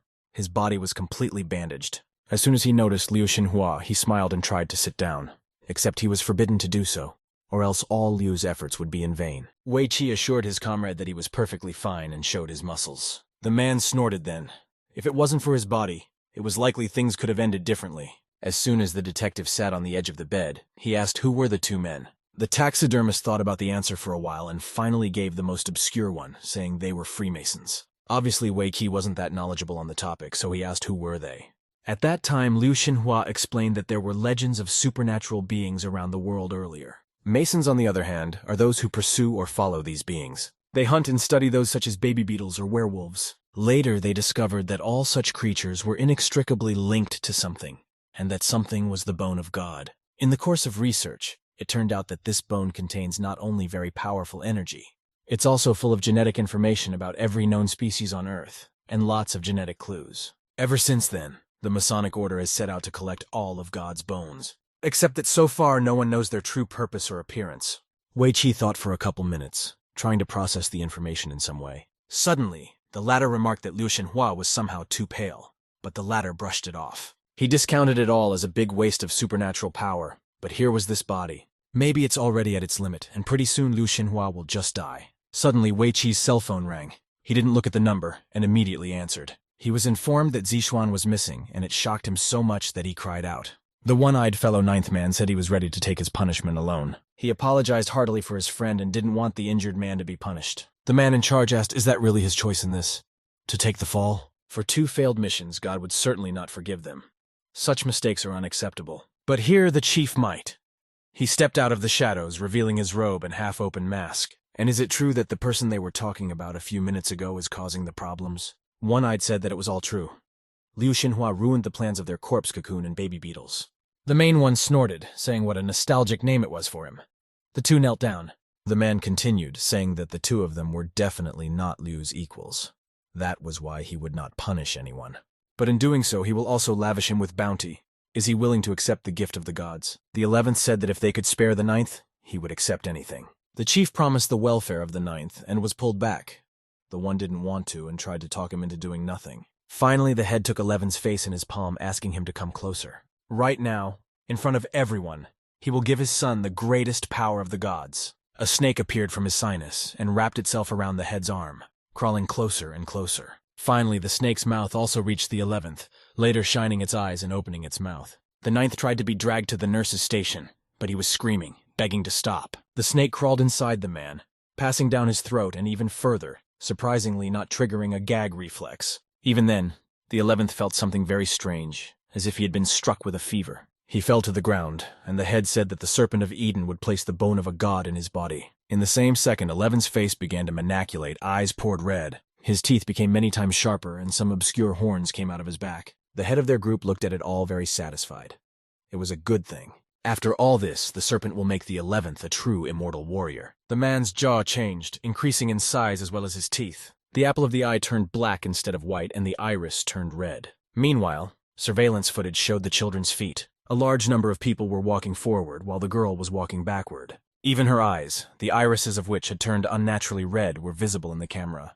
Wei Qi clenched his fist, almost hitting his sore leg with all his might out of frustration. He handed the phone to Liu, saying it was a surveillance video outside the girl's house. Taxidermiter said it's obvious that she's being manipulated, most likely by the Freemasons. Wei Qi jumped up, saying that he should ask Ye Zi for more information. They could bring her back, except that right after those words there was a sharp blow to the back of his head, and he froze. The detective was angry at Liu Xinhua for this gesture, so why now? His body went slightly limp, though it was still as hard and strong. Liu knew that Wei Qi could not participate in the operation with the Freemasons in any way. Kidnapping Zixuan is obviously a challenge for him personally. They've been looking for him for a long time. A lot of blood splattered just when Liu Xinhua finally got there. A few men in plague doctor masks just took and plopped down on the floor, smearing the guy's face lightly. The mask of one of them just took and flew off, leaving behind a red blot on the floor. Liu Xinhua left behind many such blotches, but it wasn't a big deal, so he went on. He demanded of the head that he bring back that girl. She didn't do anything wrong. Had to wait quite a while before the one he was expecting appeared. His appearance was accompanied by his own clapping as well as his words saying, "It's all wonderful." And after all, their most famous experimental product of the organization has finally visited them. Xinhua Liu, Aka Shifu Liu has finally arrived. Well, what people, they are all very excited. The man marveled at the fact that upper management had come out of the shadows. That's commendable. The head said it was a surprise to them. For years they had been looking for him, proving they valued him. Now he's been authorized to offer Liu back. After all, he is their perfect killing machine. After saying that, Liu Xinhua couldn't stand it. He waved his hand dramatically, showing a hole in it, and did something. The head didn't have time to react to such an action, but drops of sweat rolled down his face. Immediately afterward, the man's head began to hurt, and blood began to flow from his eyes. My head just exploded, leaving a red stain on the floor and spreading on the same. Almost nothing was visible under the hood, but it was still horrible. The Zixuan girl that had previously been in a shroud of manipulating her brain was gradually coming to her senses. She was pulled back by Liu, and she asked where they were. She was at the hospital, wasn't she? The man said that was right, but they had better go now, and the girl shouldn't look back. They walked down other corridors and saw a large door with bars on top. As soon as the two stepped into the room, those bars fell, clattering loudly to the ground. The girl stared at the door incomprehensibly. How would they get home now? Liu Xinhua brushed it off, but the girl suddenly asked, What was that sound she was hearing? Flames flew out of the neighboring door immediately afterward that were going to kill them. Liu hugged the girl to protect her from the fire and told her to duck down. They were scared together. Fortunately, the fire passed exactly over them, catching only a wisp of hair. The room began to blaze because of the elements in it, which burns quickly. There was a lot of smoke, ash, fire, and sawdust everywhere that made it hard to breathe properly. But gradually the fiery tongues subsided and some pleasant light took their place. Zixuan was lying on the floor and coughing quietly when Liu approached her. She seemed to be in one piece, except what was that little man in the air? Turns out it's a firefly protector. He was able to repair and modify it to provide them with protection. However, apparently he's not the only one doing this sort of thing. In front, coming out of the huge amount of smoke, was approaching someone huge. This one had strange horns that looked more like a mask than part of the armor. When the monster came out of the smoke, Liu Xinhua recognized it as 11. It was hard to believe that the organization had gone to this length. He no longer looked human, but more like an artificial robot. His eyes no longer expressed anything but a desire for blood.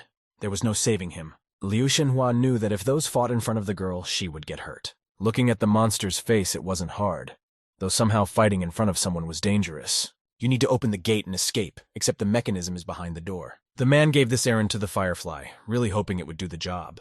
That one quickly traveled through the grate to the red button, flying over the obstacles with no problem. At the same second, someone decided to interfere with them. Something flew sharply through the air. The dagger went straight into the firefly's belly, piercing it through and through. Zixuan cried out after seeing the death of this cute creature who was supposed to help. His white pupils shrank dramatically, and his mouth bled. The baby's not going to make it. There was a white hole in his chest that was unlikely to ever heal. Such a sight made Liu scared too, although it would be more accurate to say, sad, because he had just brought him back to life. The dagger was thrown by man number 6. He looked awfully aggressive. Standing behind 11's back, he accused Liu Xinhua of being the reason why his comrade had become a monster. The man gritted his teeth, but the 6th asked hysterically, "Did Liu really think he was dead?" "It's all his fault because he's not getting out of this place alive today." Zixuan and the man watched what the 11th in monster form was doing. Thoth knelt down and slapped the ground with one hand, sending out a strange energy. Liu picked up the girl with one hand and quickly jumped up, trying to avoid the blow.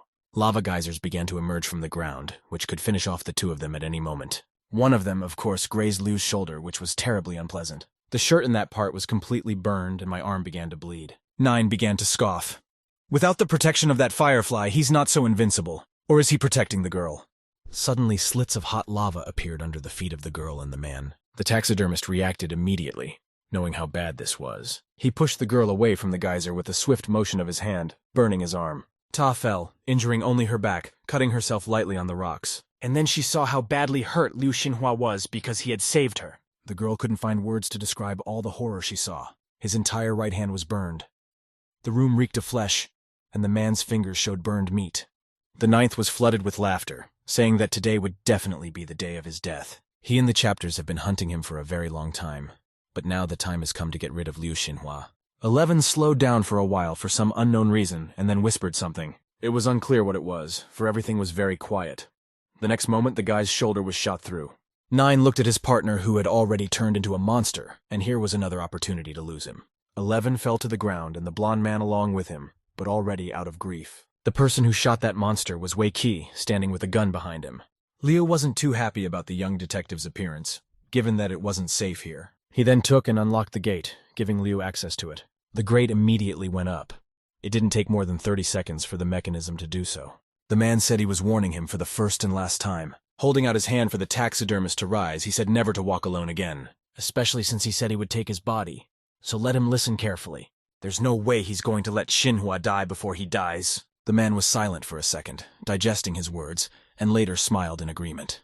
As the two stood there enjoying the silence, something behind them stirred. Zixuan shouted in astonishment that it was alive and not dead at all. A raven with eyes as red as blood had formed near the dead body of the head. Raven said that nothing is over and Liu shouldn't be so naive. Today they only said hello to him, but those will meet again and more than once. The guys ignored the Mad Crow's words. Wei Qi looked at the 11th and 9th. They looked unhappy.